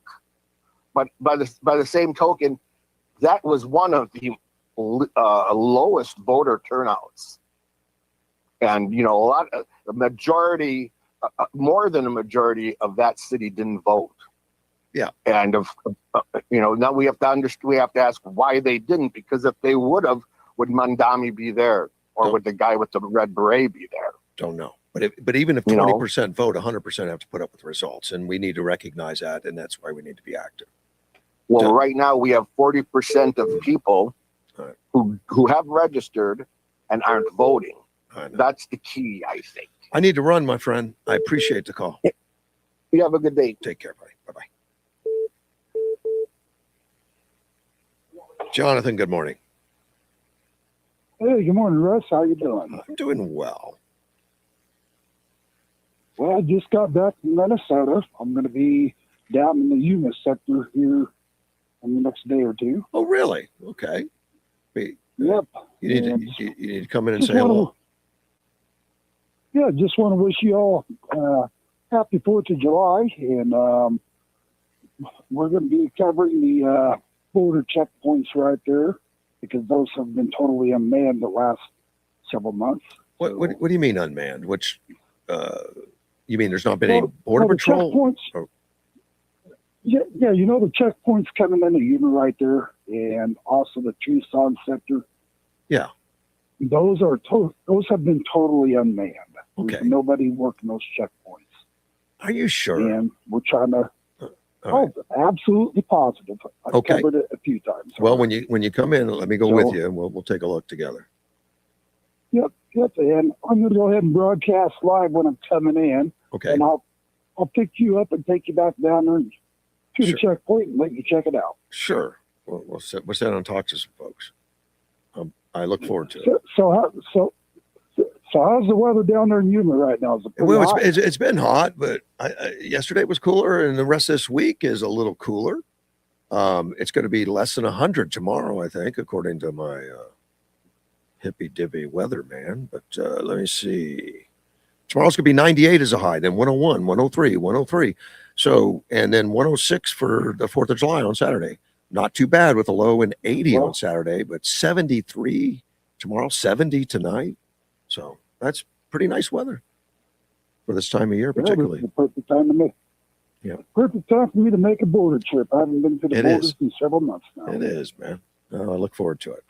So, well, looking forward to seeing you, my friend. All right, buddy. You take care. All right, you bet. All right, bye bye. And that was Jonathan. Now Jonathan is he does a blog, and he was very active, all during the Biden years and checking the border and bringing that to everyone's attention and putting it out there on video. But Jonathan Townsend Alexander, and I've gotten to know him, and just a good guy, and he's still doing it even under Trump, which is fine. Yeah, find out what's going on and take a picture of it. I'll go with him. I went on the border last month. I think I was on the border and traveled the border. I took Miss Arizona Tiffany for a ride and to see the border and see the border patrol agents and stuff like that. And we stopped, talked to a few people, and Army was out there near the Morales Dam and stuff, which was really unusual. Not National Guard, but regular Army. And I stopped, and they didn't really want me there. They're like, no, well, we don't. We preferred. I mean, they were nice. There was no problems, but they really didn't want to say anything. They didn't want to get noticed, which is fine. And they didn't really tell me the mission or anything going on. All right, with Sandy, I started talking about socialism in New York, and I'll get back to that, but in a minute. I want to take a sidetrack a little bit because Sandy mentioned a lot of things about socialism and all, and some of the decay. And I know that Mike came on talking about, again, socialism and that we can never get it back and all that. and I strongly disagree. I do. It's a wake up call. We need to pay attention. There's no question. We need to do those things. And I've talked about a guy named Corey Brooks a few times on the show. In fact, I read one of his letters. I'm going to read another one. He is a preacher in Chicago's South Side. And he's taken on the task of fixing it. He's taken on the task of going after the problems and going after it to fix, that's where the murders are, South Side. When they say the murders in Chicago, Well, not all of Chicago has the same problem, some worse than others. And obviously, the ground zero is the probably South Side. And that's where the Reverend Corey Brooks hangs out. And that's where he starts projects to help youth, to help people. He goes right to the worst of the worst. And we need to be unafraid of that. And when we hear that things are taken over and we're done, we're not done. We bear down and we try to tell truth, and we do that. So I'm going to read this whole letter. It's long, not real long, but it's long. And this was published and out there. And I just think he's got great messaging, and I like the way he writes. So this is Pastor Corey Brooks. For years, I've watched so-called experts look at the 6400 block of South Dr. Martin Luther King Jr. Drive, old block, Chicago's most dangerous block, and write it off. They prescribe programs, funding, and initiatives. The funerals keep coming. Not much changed. They were wrong about the problem, but about the solution. Oh, no, they were wrong not about the problem, but about the solution. What was dying on that block wasn't something a program could cure. It was hope. I have seen children come into this world with a brightness in their eyes. That spark of life that you see in the big old eyes of a baby. God-given, undeniable, unmistakable. Every one of them. And as the baby grows into a child or teen, I've watched that spark deaden into cold blackness. What happened in between? What killed that spirit?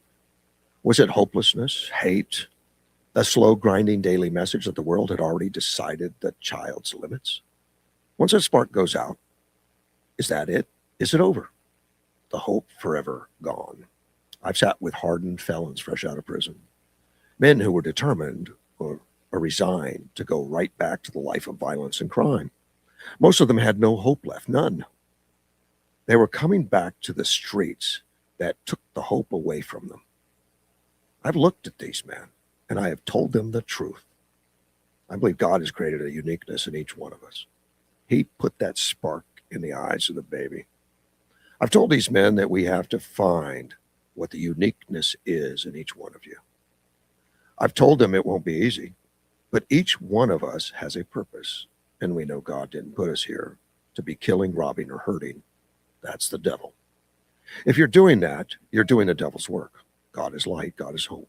And my job, my purpose on this earth is to bring that hope back. That is what drove me to the roof. And then I just interrupt a second here.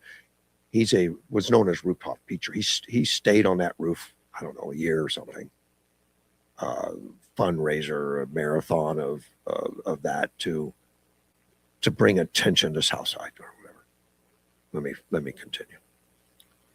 After burying another young man from our congregation, I climbed onto the roof of a dilapidated motel across the New Beginnings Church. That motel was known in our neighborhood as a house of Satan, where gangs ran guns, drugs, and prostitution out of every room. I stayed for 94 days in the dead of winter. It was not a stunt, but a declaration that we will not accept the death of hope in this community. Out of those days came Project Hood, helping others obtain destiny. And when people ask me why I'm building the 90,000 square foot Robert R. McCormick Leadership and Economic Opportunity Center on the very ground where that house of darkness once stood, I tell them that this is my purpose in life. I was brought to Chicago from my previous home in Indiana and Tennessee to keep that light of hope burning in the eyes of our children and through their growing up. I want them to focus on what it takes to become a strong individual. I want them to focus on their passion. I want them to develop a value for themselves, for who they are and who they can be. Because here is what I've learned. Hope is oneself creates so much value that a person would never do anything to jeopardize it. They come to value themselves far too much to risk the dark side. A boy who knows he was made for something will not pick up a gun and take that from someone else. A girl who believes in her own God-given destiny will not settle for the streets. Out of those days came Project Hood, helping others obtain destiny. And when people ask me why I'm building the 90,000 square foot Robert R. McCormick Leadership and Economic Opportunity Center on the very ground where the House of Darkness once stood, I tell them that this is my purpose in life. Someone who truly values himself is an asset to society, not a liability. It is only when we develop and strengthen ourselves that we can help others. That is not a slogan. That is the engine of transformation I have watched work day after day in the lives of people everyone else had given up on. Today, O Block no longer ranks amongst Chicago's most dangerous places, not because of a government program, because people in this community refuse to let the light die. Former gang members are now mentors. Fathers have come home to their children. Young people are graduated into lives that mean something. Government can build buildings, it can craft policies, but just look around at the results. It took the hope and agency away from the people. Those who could fled. The government cannot restore the human heart. It is God and faith that does that deep work of reminding us that we are not accidents of circumstance, but image bearers with divine purpose. America does not need more disparate diagnosis of its inner cities. Why do we keep paying think tankers to repeat the obvious? We need communities that refuse to surrender. Hope is not passive wishing. It is the gift of God within all of us. We must push the evil out so that goodness in our society, goodness in our fellow man, can let that light shine in each one of us. Now, I read you that from Cory Booker, who I've been following for the last 6 months or so, who's called out the people in his neighborhood, called them out for not doing the right things, and is unafraid to do it. People that are drug addicts, people that do all the wrong things, people that are living a life that is not healthy or divine or any of that, he doesn't give up on them. And I know when Mike talk about people that are off track, maybe something that's biblically incorrect, I don't give up on them. I'm not Cory Books by any means. I'm not a pastor, but I think every one of them can be helped. Every one of them, and we need to help them help themselves and show them the way. And that's what Cory Book does. And he started in the worst place in Chicago. He took the church. Now, how many people in California that see a horrendous thing are buying U-Hauls and getting out of there? I don't blame them. But that's not necessarily going to invoke change. That's just absolutely going to create the disaster faster. I mean, they're going to hit down a path of darkness faster, and they're going to hit bottom faster. Many people left Chicago. They left Detroit. They're leaving New York. They're leaving those places. I mean, good people, great people that have families and stuff to do and businesses to support and to protect. I know that. But we need somebody to stay behind, like a Cory Books, that can bring some light into the darkness. That can help people find a way. And Cory doesn't accept excuses, and he doesn't accept victimhood. He doesn't accept he said he traveled the country, which he did. He was on a walking tour of the country where he went out to rural areas. And he came back to Chicago, which is mostly a black community. And so white supremacy doesn't hurt you. I don't see any white supremacists around here doing anything. The people doing the evil are the residents. He doesn't accept excuses, and he doesn't take the victimhood as an excuse from anybody. And we need more leaders like that, and leaders. And he is a leader. I know he's a pastor, but he's a leader. He's leading a way to get things done. And they're everywhere. We got people like that, and some that really rise, like a Cory Books, to keep bringing truth and to keep bringing observation and keep bringing hope and not rejection.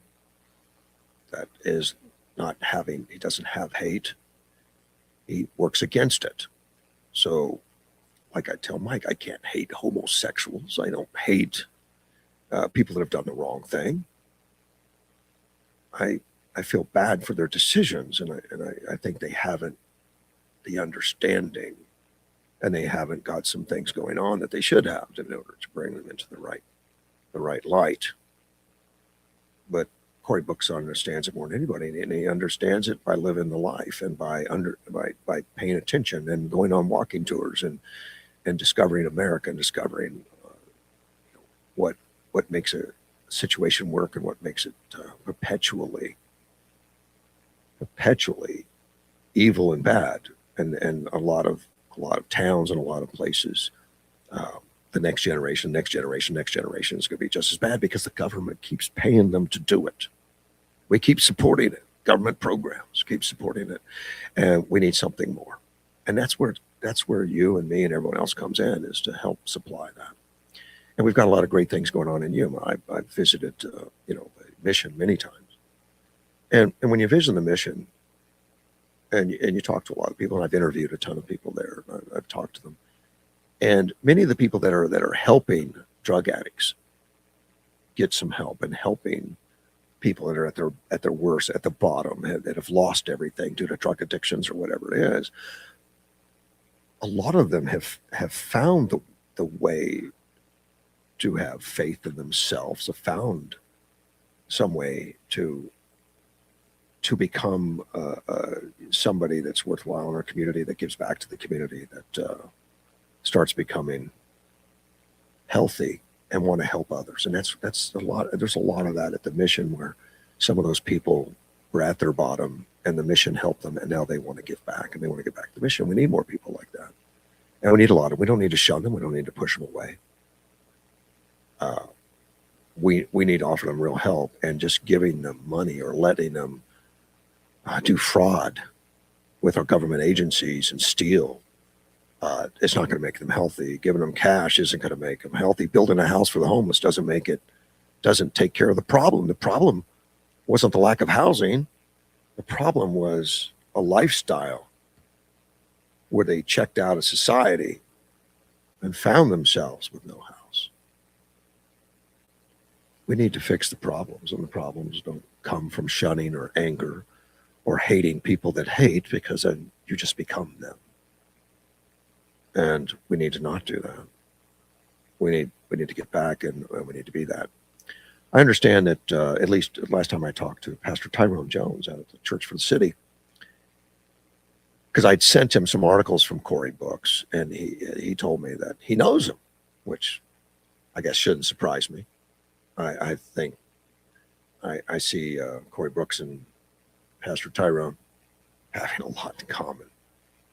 And he's apparently going to be in Yuma. He asked me, would you like me to bring him on the air? And I said, absolutely. So if that happens, and if everything goes as planned, it'll just be me, Pastor Cory Books, Pastor Tyrone Jones. I'll lock the doors and turn off the phones because I just want to talk to them. Of course, it'll all be on air because I'd like to pick their brain a little bit. Like, how can we be better not for ourselves? I mean, we all can be better for ourselves. How can we be better for our community? How can we be better and help those that are less fortunate? And start that, help of getting healthy for a community where people aren't leaning on socialism, people aren't leaning on evil, people aren't leaning on government programs in order to make it in life, and believe that that's the only way in life. If I don't get a government program, I won't be able to survive. So we need more socialism, because the Republicans don't like giving away the money. We need more people to give away the money. Well, Mandani knows, I would imagine he's smart enough to know, the money runs out. That's the problem with socialism and stuff. And being a Democrat is you eventually run out of other people's money. And then it comes crashing down, and then you're Cuba, you're Venezuela, you're Russia, you're China, where most people are living in poverty, or what we would consider poverty.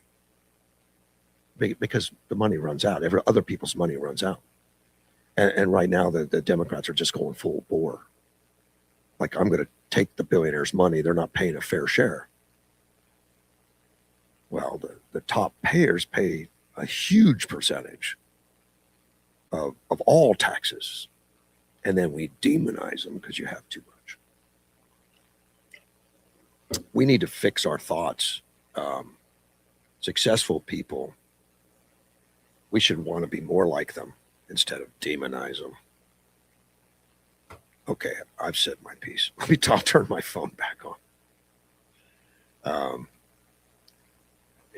I had it on airplane mode. Okay. Phone's back on if you have a comment. 928-941-0304. The socialisms and that I was talking about with Mandani, I didn't really finish it, but he became the mayor not because he's a socialist, but because he offered people things. I mean, he talked to him like Trump. Trump talks to him about make America great again. Let me bring more jobs, bring less taxes. Make America great. Well, Mandani wasn't a lot different in that was his direction was to offer, like make affordability the centerpiece of his politics. He was focused on the cost of living crisis. Now, Trump had a way of doing the same thing, only the way you focus on that is make sure people are gainfully employed, that there's jobs to be had, and bringing back the businesses and supporting areas for billionaires to come back and to invest money. That's the tide that rises all ship. While the Democrats are chasing the billionaires away, and the cost of living crisis is going to be solved by them giving you a check. Well, we just know that's a bridge to nowhere. And Mandani said that he's argued that he's running to lower the cost of living for working class New Yorkers. Well, he's lowering the cost of living by artificial rent caps, by giving away government money, by getting more taxes out of billionaires, which of course never works. They just leave. They leave. Well, now he's able to get these other socialists in. I mean, people are getting behind him, but keep in mind they were in the areas that's going to be heavy socialist, heavy Democrat, and all of them were backed by Mandani, and they're after this. Claire Valdez says we are more powerful than the billionaires and bosses, is what she told reporters, and she wants to go after them, take it away. Chevalier, I guess that's her name. Doreliza says, and she just won her race. That's too many working people feel trapped in an economy that benefits those at the top while everyone else falls further behind, which is an old argument that's just stupid. No one falls behind. You fall out sometimes, or you stop working, you stop looking, you stop being productive for some reason. And multitude. Across these campaigns, the message was remarkably consistent. Ordinary people believe the system is no longer delivering for them. And that's the message they put, that the system is against you. It's not your fault. Vote for me and I'll make sure you get cash. A free house or something, I guess. For many young voters, this is an ideology. And this is the article I'm reading. It says, they look at home ownership as a fantasy. I did the same thing in the 70s when we had a real crisis, oil crisis, Jimmy Carter, all that stuff. And the misery index was the inflation, and the mortgage rate combined was a misery index before Ronald Reagan. And I saw a house price where my parents bought a house in like 71 for $19,900. It was 2,000 square foot with a full basement, 4-bedroom, a nice basic house, $20,000. Well, by 1976, 77, my next door neighbor, who had a similarly priced house, sold their house to their son for $70,000, $80,000. I mean, I just knew then that housing was I was never going to own a house. That was my feeling.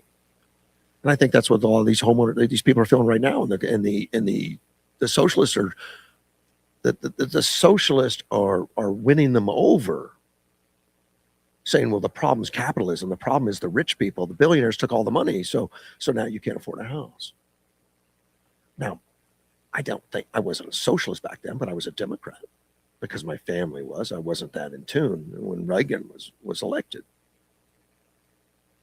And it didn't take me very long to realize that Reagan made the house affordable for me. Not because he gave me money or I wasn't on a government program. But I realized that businesses were picking up, that the interest rates were going down, the inflation was going down, prosperity was happening. Things started becoming more affordable, and that was under Reagan. Trump's no different. Trump's no different in that, and but we haven't communicated it well. And the Mandanis and these people that would have us lose our country they have, because many of the young people have lost faith. They've lost faith. They think the system no longer works. They're searching for alternatives, and we need to, as non-socialists, whether it's independent, conservatives, or whatever, bring back an understanding of our country, an understanding of where it is, and why people are right now feeling the heat and are misguided, because there's people, socialists, beating the drum every day of what the problem is, and they say it's capitalism. Capitalism's the problem because they've done all they can to destroy capitalism, as just like they're destroying the reflecting pool or anything else that Trump has built. They want to stop it and kill it. And then they could say that it doesn't work. Democrats spent years dismissing Trump supporters as misguided, irrational, or morally suspect. And that's constant in the news, constant out there. We need to avoid repeating the mistakes. People rarely embrace political movements because they have spent countless hours studying ideology. That's true. I didn't endorse or embrace Reagan when he first came on the scene. I didn't study ideology. I just listened to some of the nonsense that was being, put out there, some of the bumper stickers and some of the things that he was a cowboy. He's going to get us into a war. And he doesn't know what he's doing. He's just an actor. He acted with a monkey. Those are all half-truths. I wasn't studying the ideology. I wasn't studying the founding fathers' gift of the republic to us. I was listening to the current times. And if someone tried to shove it down my throat about, what happened in 1776, I probably wouldn't have listened, because I'm looking at today, and we need to relate it today. I think the founding fathers gave us something remarkable, and it's unfortunate that we're not studying that civics, because it gives us a baseline. But often they embrace movements because the movements speak to their fears, and that was the fear. I had a fear of not owning a house. I had a fear of not getting ahead. They validate the frustrations and offer hopes of possible change.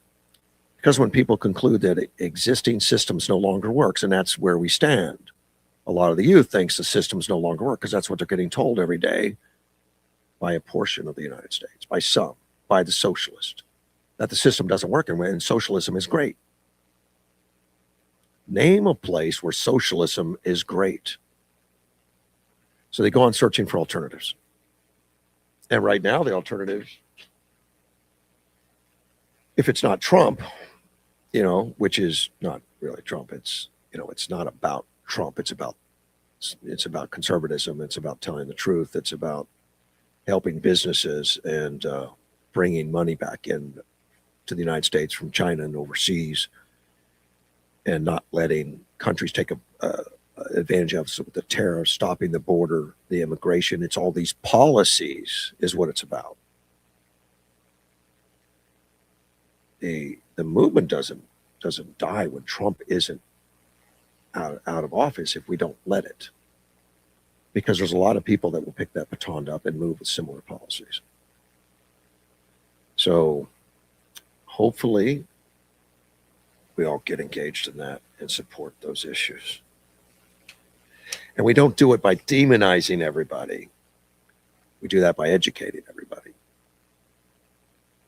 letting them know alternatives and letting them know the truth and letting them know, because they get told half-truths every day by a lot of our news. A lot of our news agencies are half-truths, and never be afraid of the full truth. People are smart. They'll figure it out by themselves if they have all the information necessary. We just need to supply it. Okay, now I want to talk about an airplane crash. And I've mentioned a few of them in the last few days. Unfortunately, it happened. This is another skydiving thing. Before I do that, let me take a call from Carl. Good morning, Carl. Good morning, my friend. How are we today? We're doing well. And yourself? Good. Look like we're in for another good Monday. Yeah. Yes. All right. My 2 cents for today. If the United States becomes a socialist country, who runs the country? Well, there's always somebody. Every socialist country has somebody. Like it's Maduro was running Venezuela, or Castro was running Cuba, or Putin is running Russia. No, they're not complete socialists or complete communists. I'm not sure exactly what they are right now. They're a dictatorship almost. But all socialist countries have somebody at the top, and then there's no balance of power. They just take it all. So what you're saying is the people do not run the country anymore if it's socialist. It's No, but they try to give the appearance because they'll have elections that are all rigged, or they kill the opponents or put them in jail. And there's no courts that's going to stop them because the courts get controlled by those people. Like Maduro controlled the courts, and Putin controls the courts, and all those places. And the Democrats want to control the courts here. They want to gut the Supreme Court right now because it doesn't agree with them. It's reading the Constitution literally. And even Ketanji Brown, who's been put there by socialists, says that you're too literal, which that's what they're supposed to be. yes. We're supposed to make the laws, and the Supreme Court, you know, is the judge on that. On did you follow the law? Not did you follow ideology, or did you follow what the current trend is? It's because if the law is inconsistent with the current trend, then our elected officials should change the laws. We don't get the courts to reinterpret them. That's crazy. Well, that's why I live in the United States, and it's for we the people. Yeah. So anybody that's going to be going up, I guess it's Ray Kroc Ballpark where they're having the fireworks this year. Yeah. The Tea Party is going to have a booth up there, and we have some stickers that go on the refrigerator. It's America First stickers. I would like people to come by and say hi, and we want to give them one of the magnetic stickers, and I want them to take and put them on the refrigerator, and I want all these people in Yuma that are good Republicans to help the United States stay for another 250 years. And I'm not doing this for me or you, Russ. I'm doing this for our grandchildren and my great-grandchildren. Right. So I think a lot of people the Democrats need a good ass-endectomy and start looking out for we the people instead of themselves.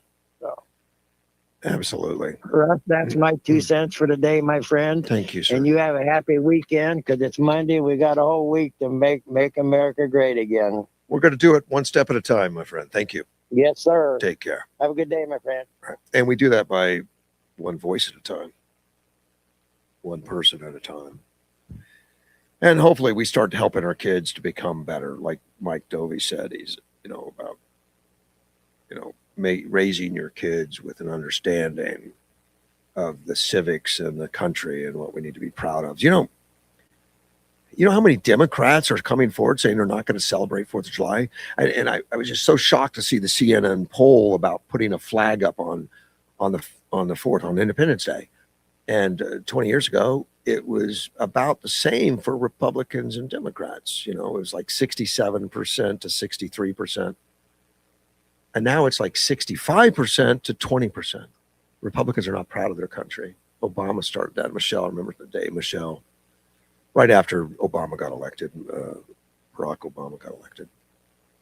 For the first time in my life, I'm proud of our country. It was so ridiculous and so terrible. Like, we just elected a president whose wife has never been proud of the country. It was horrible for me. It was unbelievable. And we need to make sure we give the kids the truth, the whole truth. Tell them all. Don't just tell them the good news. Tell them the good, the bad, and the real problems and the things that the founding fathers had to go through in order to bring us a gift. When after the revolution, they could have just taken the country as Maduro did or as Castro did. They didn't. They gave us a republic if we can keep it. It's according to Ben Franklin. Started talking about a plane crash. It happened in France. Sunday, killed 11 people. A skydiving airplane again. It was a second one in a a few days because one just crashed in Missouri. 12 people died. 11 died in France. 10 skydivers, 5 professionals and 5 novice. It was going to be one of those where you jump with a professional, which I've done before. You get tethered to the guy with the parachute. You're just attached, and you get to have the feeling and jump out, and all that kind of stuff. Well, what happened was, he said the reporter said the aircraft suffered a malfunction and fell almost vertically, which makes sense. If a plane stops flying, it's going to fall vertical. And it was a single-engine Pilatus P6, nice turbocharged, single-engine aircraft. I like it. Shortly after TACAS were crashing a minute near residential homes. And it was only 300 yards away from the runway, 300 yards. So it crashed almost immediately. Well, I left the phone on, so I have to take it.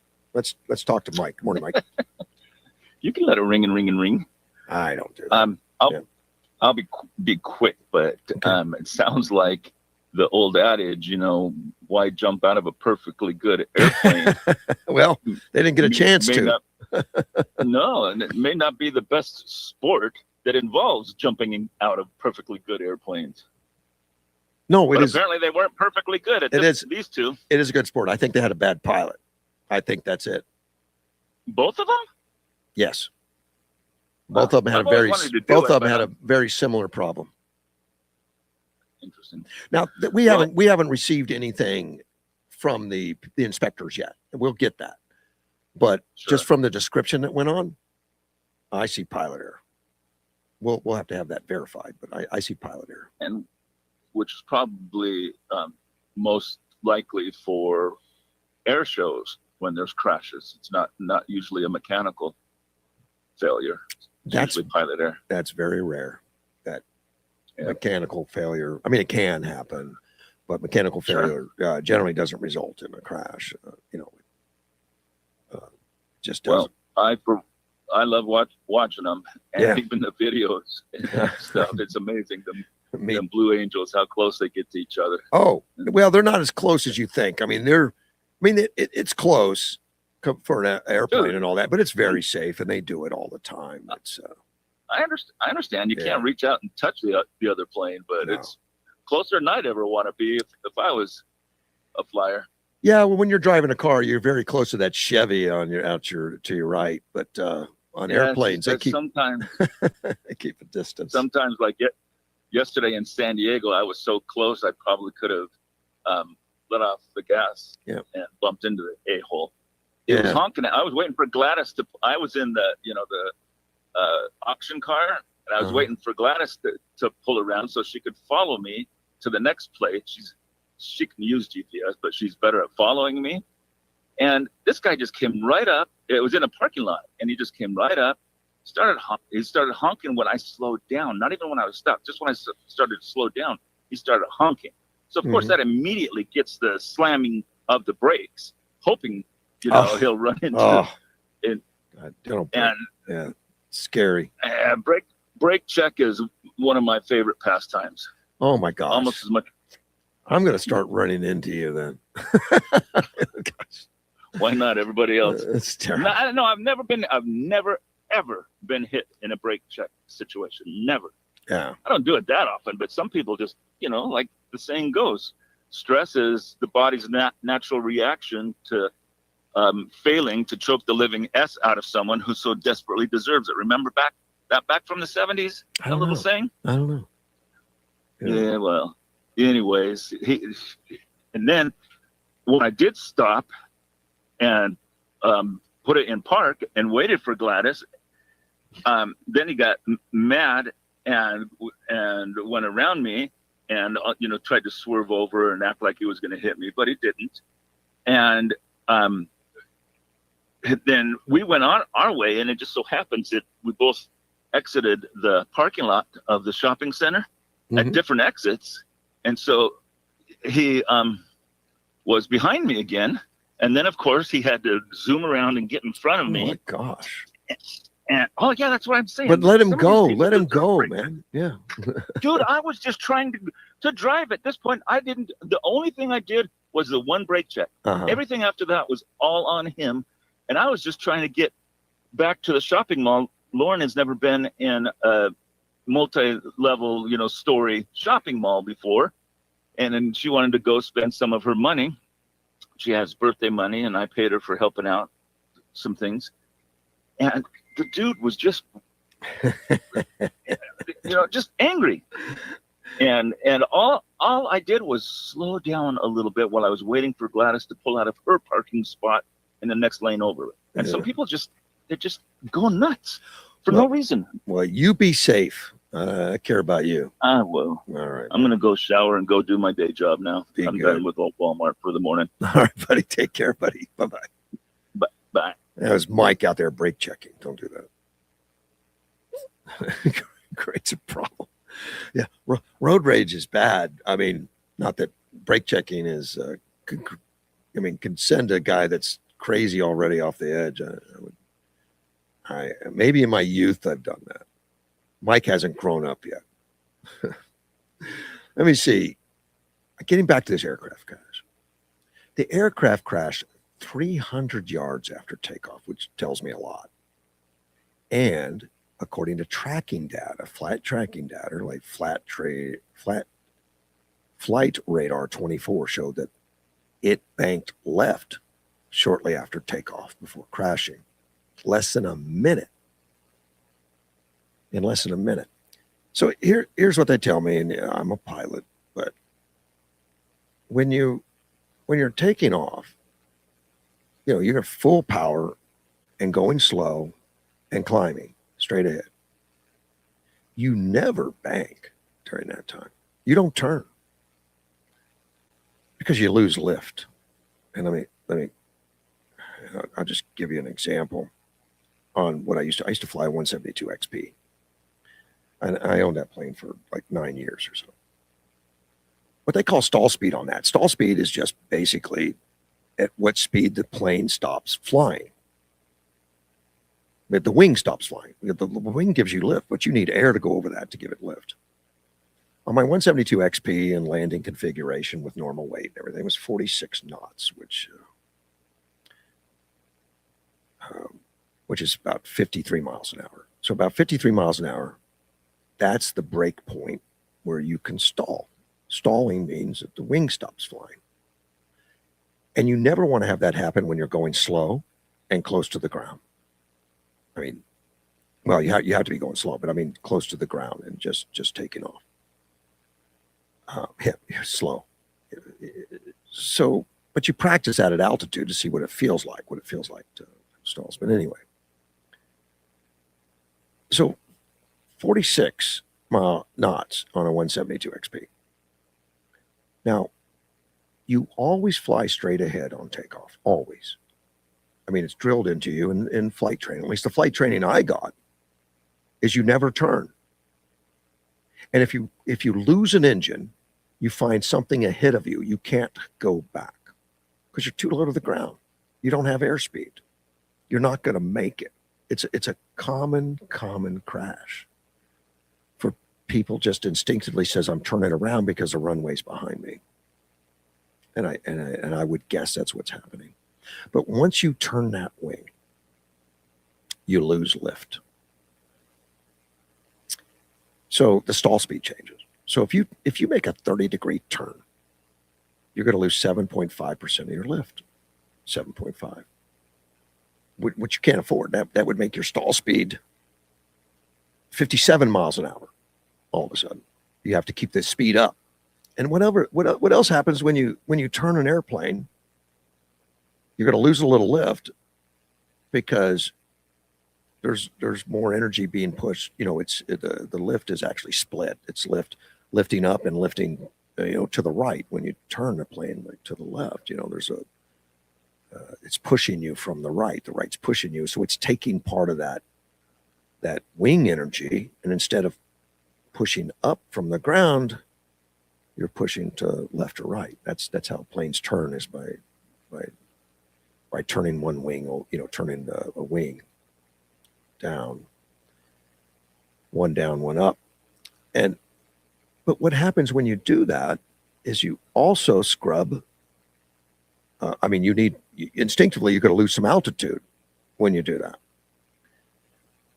Because you have less lift, you're going to lose a little altitude, and you compensate by that by pulling back on the yoke.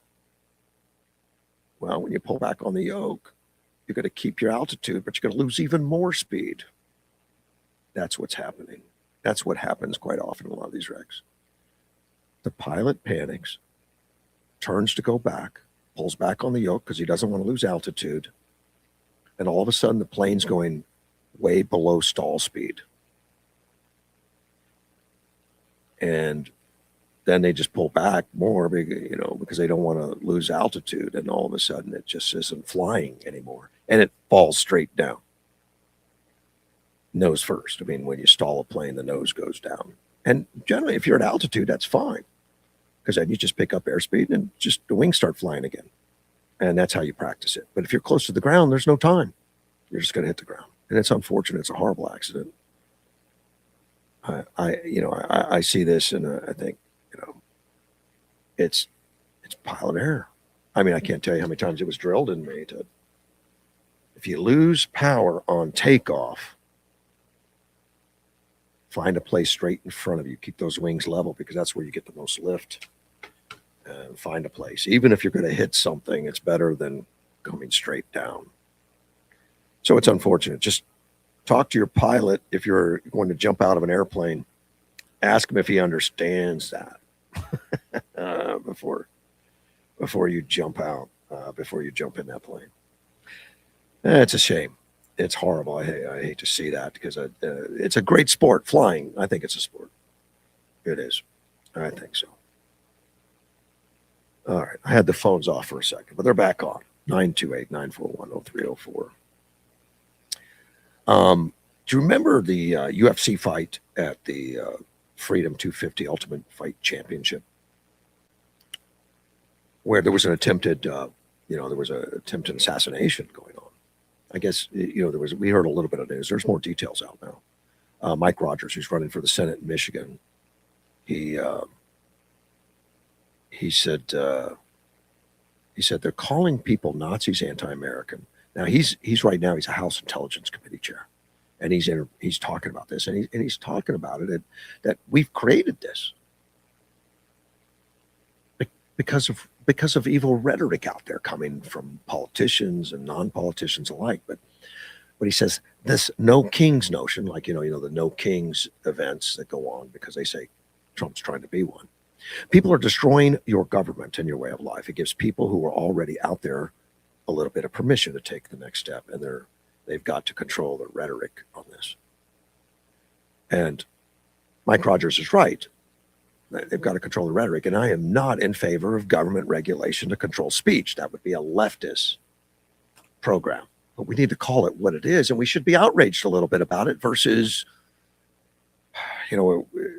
applauding it. Because applauding that is going to create more rhetoric and more hatred. He says Democrats are encouraging people to move beyond normal political discourse and into violent attacks. I think that's fair. All 8 suspects are accused of conspiring. There's 8 suspects now in this program of the attempted assassination. Conspiring to use explosive-laden drones to trigger a mass evacuation. I knew they had drones. I didn't know they were going to be explosive. But maybe that makes sense. We see a lot of that in Ukraine and Russia, killing people with drones. And I know it's going to happen here at some point. That technology is not going to stay in Ukraine and Russia. And it happened on June 14th. And, of course, the drones are supposed to cause panic. Of course, you fly an explosive drone into a group, it's going to cause panic. And we're going to fly it right. And then the crowds would flee, and then they would have snipers, shooters along the routes of fleeing, the people that flee, so that they could pick off high-profile targets, politicians and billionaires. It's just so evil. They are encouraging a lot of people to, and of course, Mike Rogers is talking about Democrats in particular. He's pointing out they are encouraging a lot of people to get worked up, to cross that line between what would be normal political discourse into radical, aggressive political behavior, including attempted murder, which you just saw in the UFC fights. And again, some of those polls that you've seen out there about is assassination and stuff acceptable?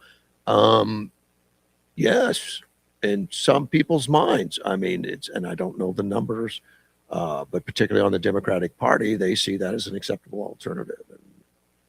And in interviews and stuff that you see on TV, it's not unusual for them to run into somebody that says it would be acceptable because Trump is not a Nazi and he's evil. He's evil, which is so scary that we would just start settling all our differences like the Hatfields and McCoys. Prosecutors say the plotters allegedly met around March through a TikTok community before moving to encrypted Signal chats. And Signal is just a message board that I use it. A lot of people use it. It is encrypted. And that's according to the complaint, and later agreed to commit murder on White House grounds and in the surrounding area during the event, according to prosecutors. Mike Rogers says in Michigan, we had an individual who decided that it was okay to drive a car full of explosive into a synagogue where 130 school children were being educated and tried to blow themselves up. And in that March attack, Amin Mohammed allegedly crashed his pickup into West Bloomfield Synagogue with more than 100 children inside before officials fatally shot him. Officials previously said the attack came after several of his family members were killed in Lebanon during the war with Israel. He became radicalized by Iran-backed Hezbollah. And you think we haven't been at war with Iran for 47 years? We have been. They've been backing, they have been backing terrorism for 47 years. Rogers said social media has contributed to political violence. The violent rhetoric plastered online is very, very concerning. All activities fed online through the internet, through conversations, and through this heated and wrong-headed violent rhetoric.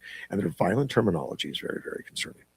I agree with Rogers. It is. Something that scares me is I've got elected officials blaming social media. That's like blaming the gun. I don't want or anything pushed about censorship. That is what these communist socialist countries and right now United Kingdom is doing that. England, if you get on social media and say, God, I hate the leader of my state, you go to jail.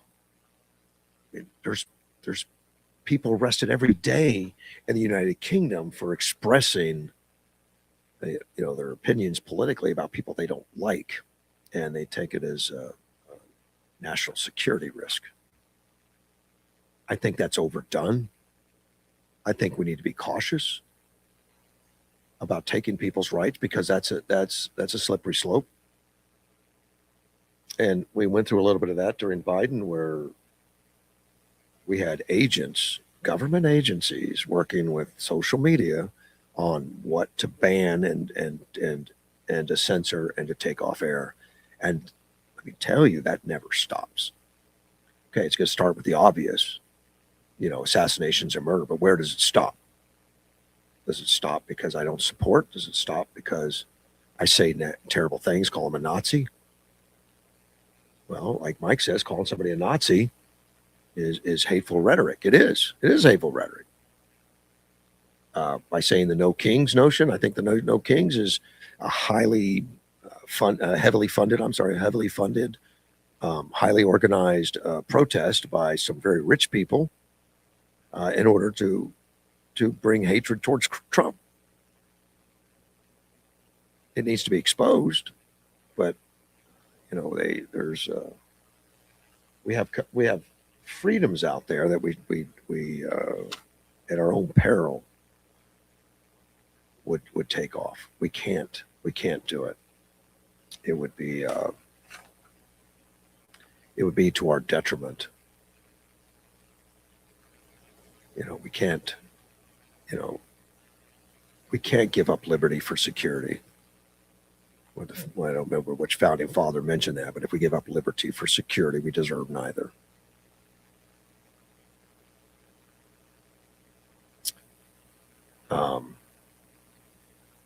See. Oh, Department of Homeland Security.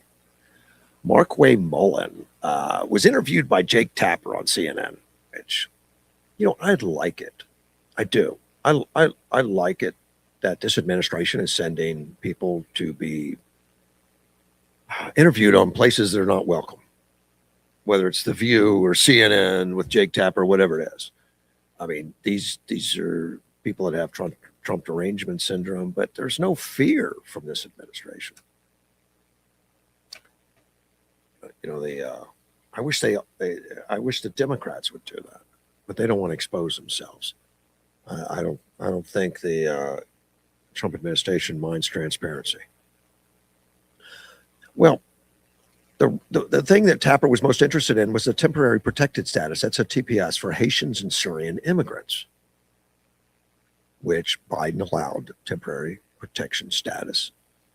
I think Biden was one of them. And some of them may be older than Biden. I mean, not older than Biden, but older than his presidency. Nothing's quite that old. Tapper says, I understand that,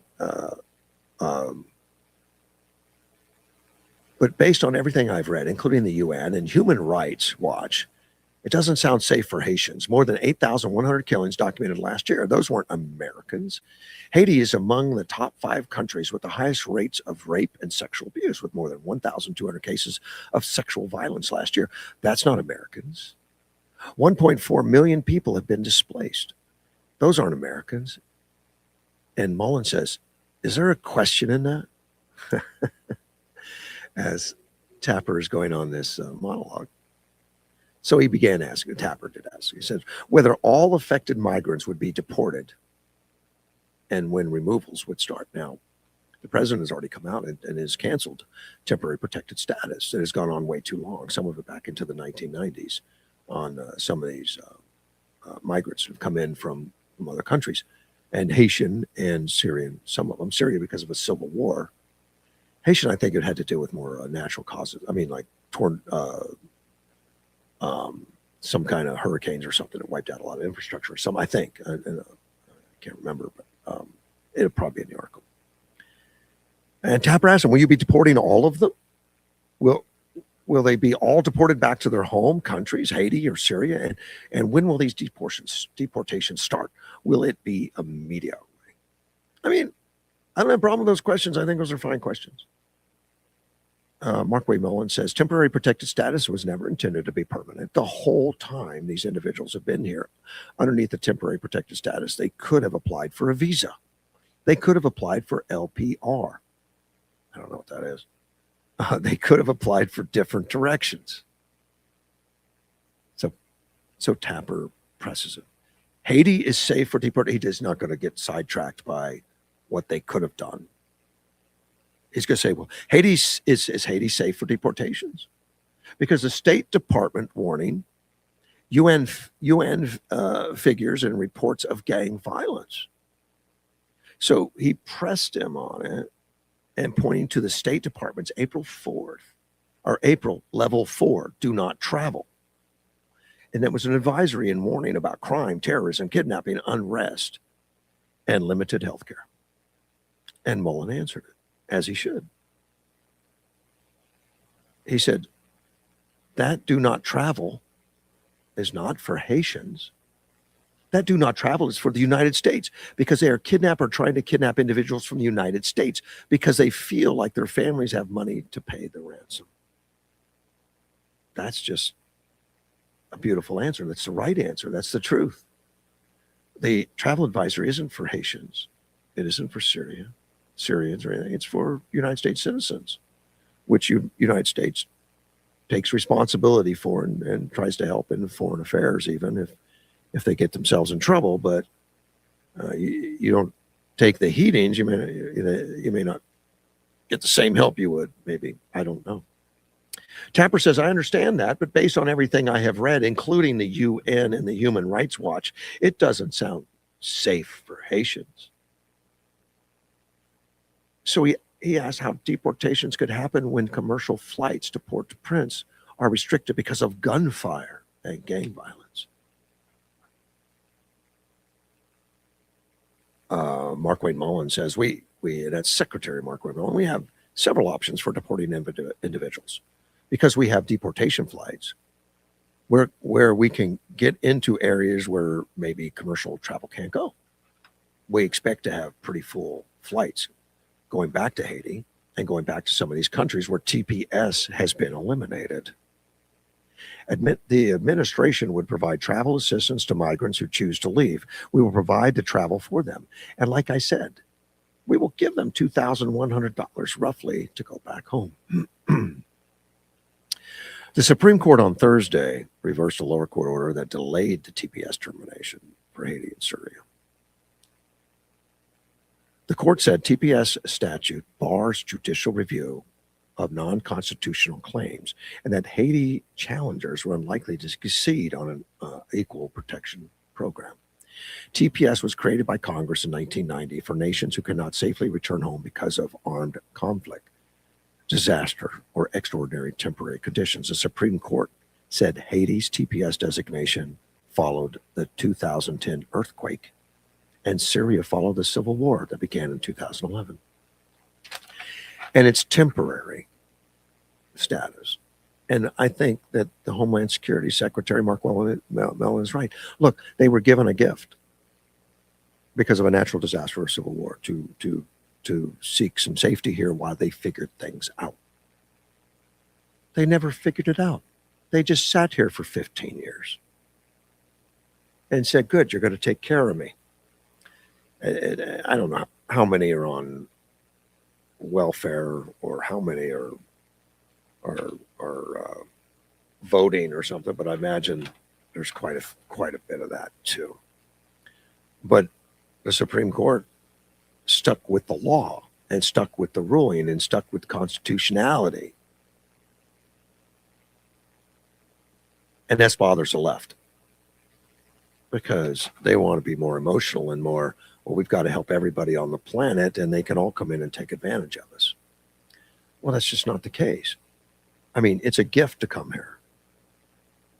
And we're open to immigration as we always have been. But there's a limit. There's a limit to it. And we can't finance everybody that wants to come here. And it's gotten carried away to where other nations laugh at us and they put up posters on how to cheat the system. They put up posters on how to break into the system and what to say when you get there. They give training on it. Unfortunately, some of that's paid for by us. Yeah. Those NGOs again. George Soros owns a ton of NGOs. Yeah, he makes a lot of money out of the U.S. government. The government that he's trying to, in my opinion, destroy. But he makes a lot of money on it. Because the NGOs are a nonprofit. He doesn't make profit. It's overhead cost. It's consultation cost. Yeah. They just take it in salaries, not in profit. They don't make a profit. There's a lot of consultation costs and a lot of administrative overhead. And that's the racket. That is the racket. And they're uncovering a lot of it. And a lot of it just gets down to just fraud. Some of it's abuse, but a lot of it's just plain fraud. A recent lawsuit was just filed in Texas that I found interesting. I think Edward sent this to me. A father of four just lost his life in Texas, and they're suing the restaurant because a tree fell on him, which is unexpected, and crushed him. And the lawsuit says it should have been avoided, which I always find interesting.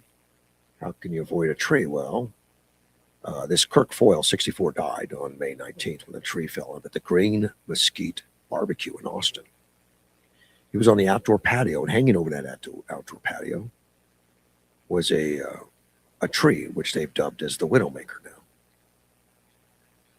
And that tree overhang the Green Mesquite's outdoor patio area where the guy was seated.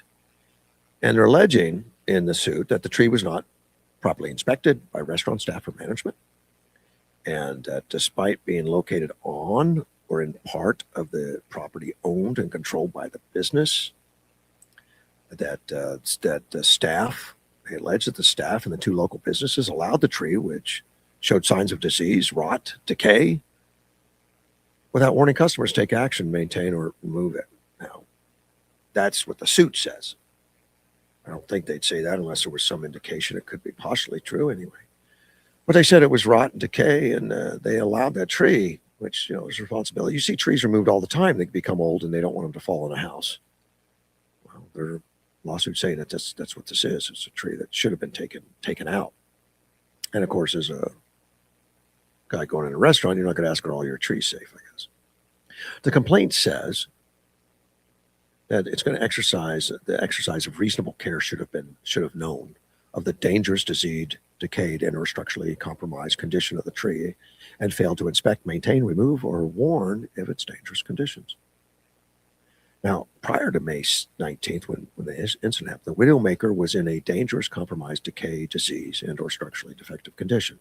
Upon information and belief that the widowmaker's dangerous condition was visible, apparent, or discoverable upon reasonable inspection, and had existed for a sufficient period of time that defendants knew, or in the exercise of ordinary care, should have known of its condition. Sounds like a lawyer wrote that, probably.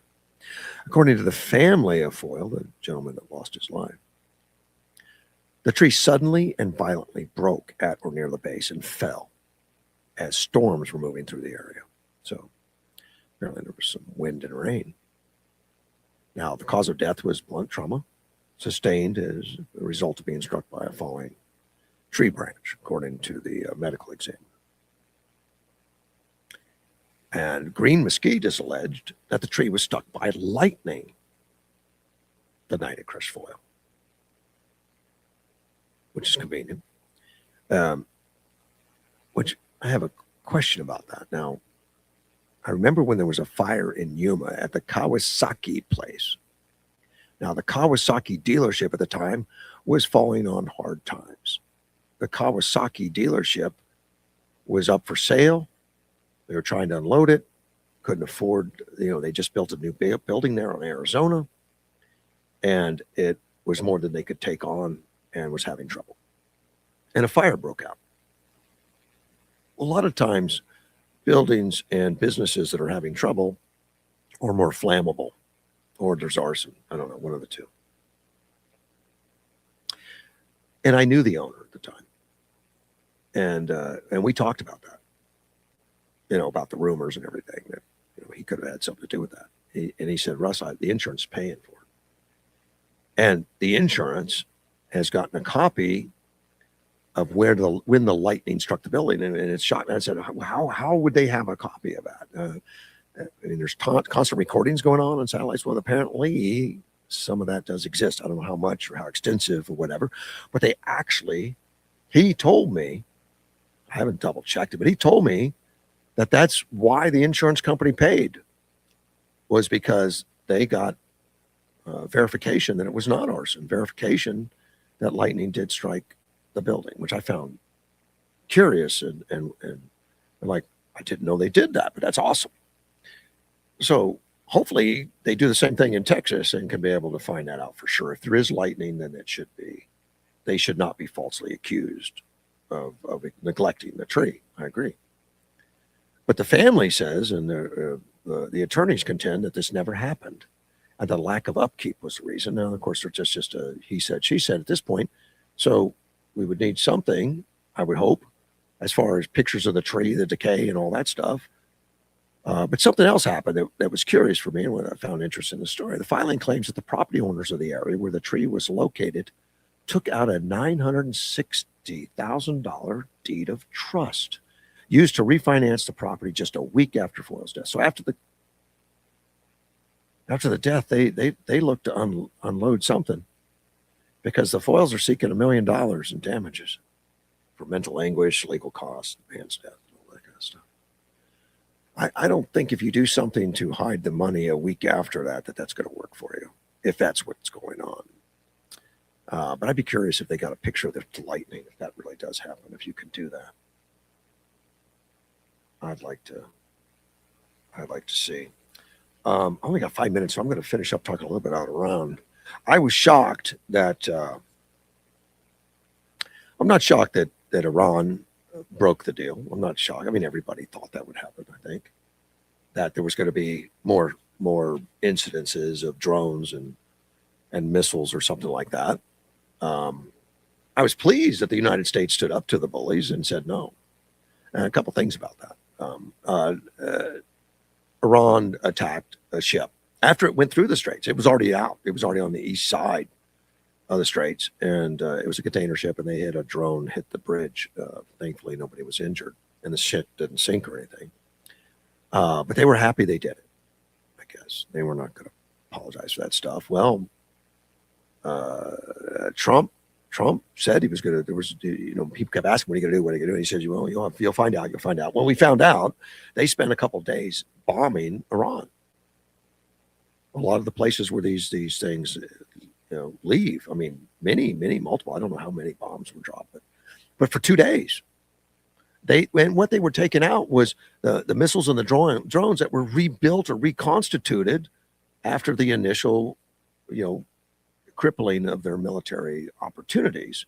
Well, when they did that, they destroyed a lot of launchers. They destroyed a lot of stuff, but there was much stuff still underground that didn't get to. Well, they were able to reconstitute some of it, reopen some places that were closed up, and redo some of the damage done to some of the radar systems, all that.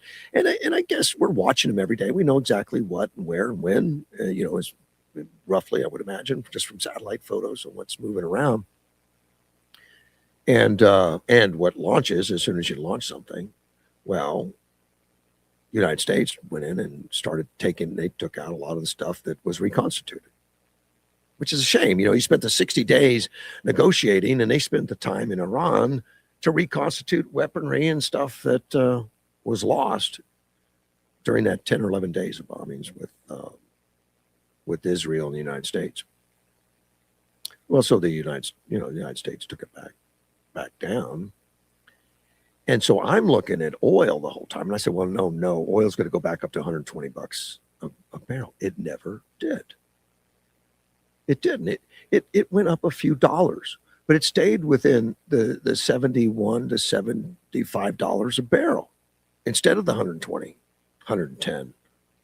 Didn't do it. Didn't go back up, and it's just confusing to me because the oil price is based on how much oil can be produced from getting through the strait and all that. It went up because it became more scarce.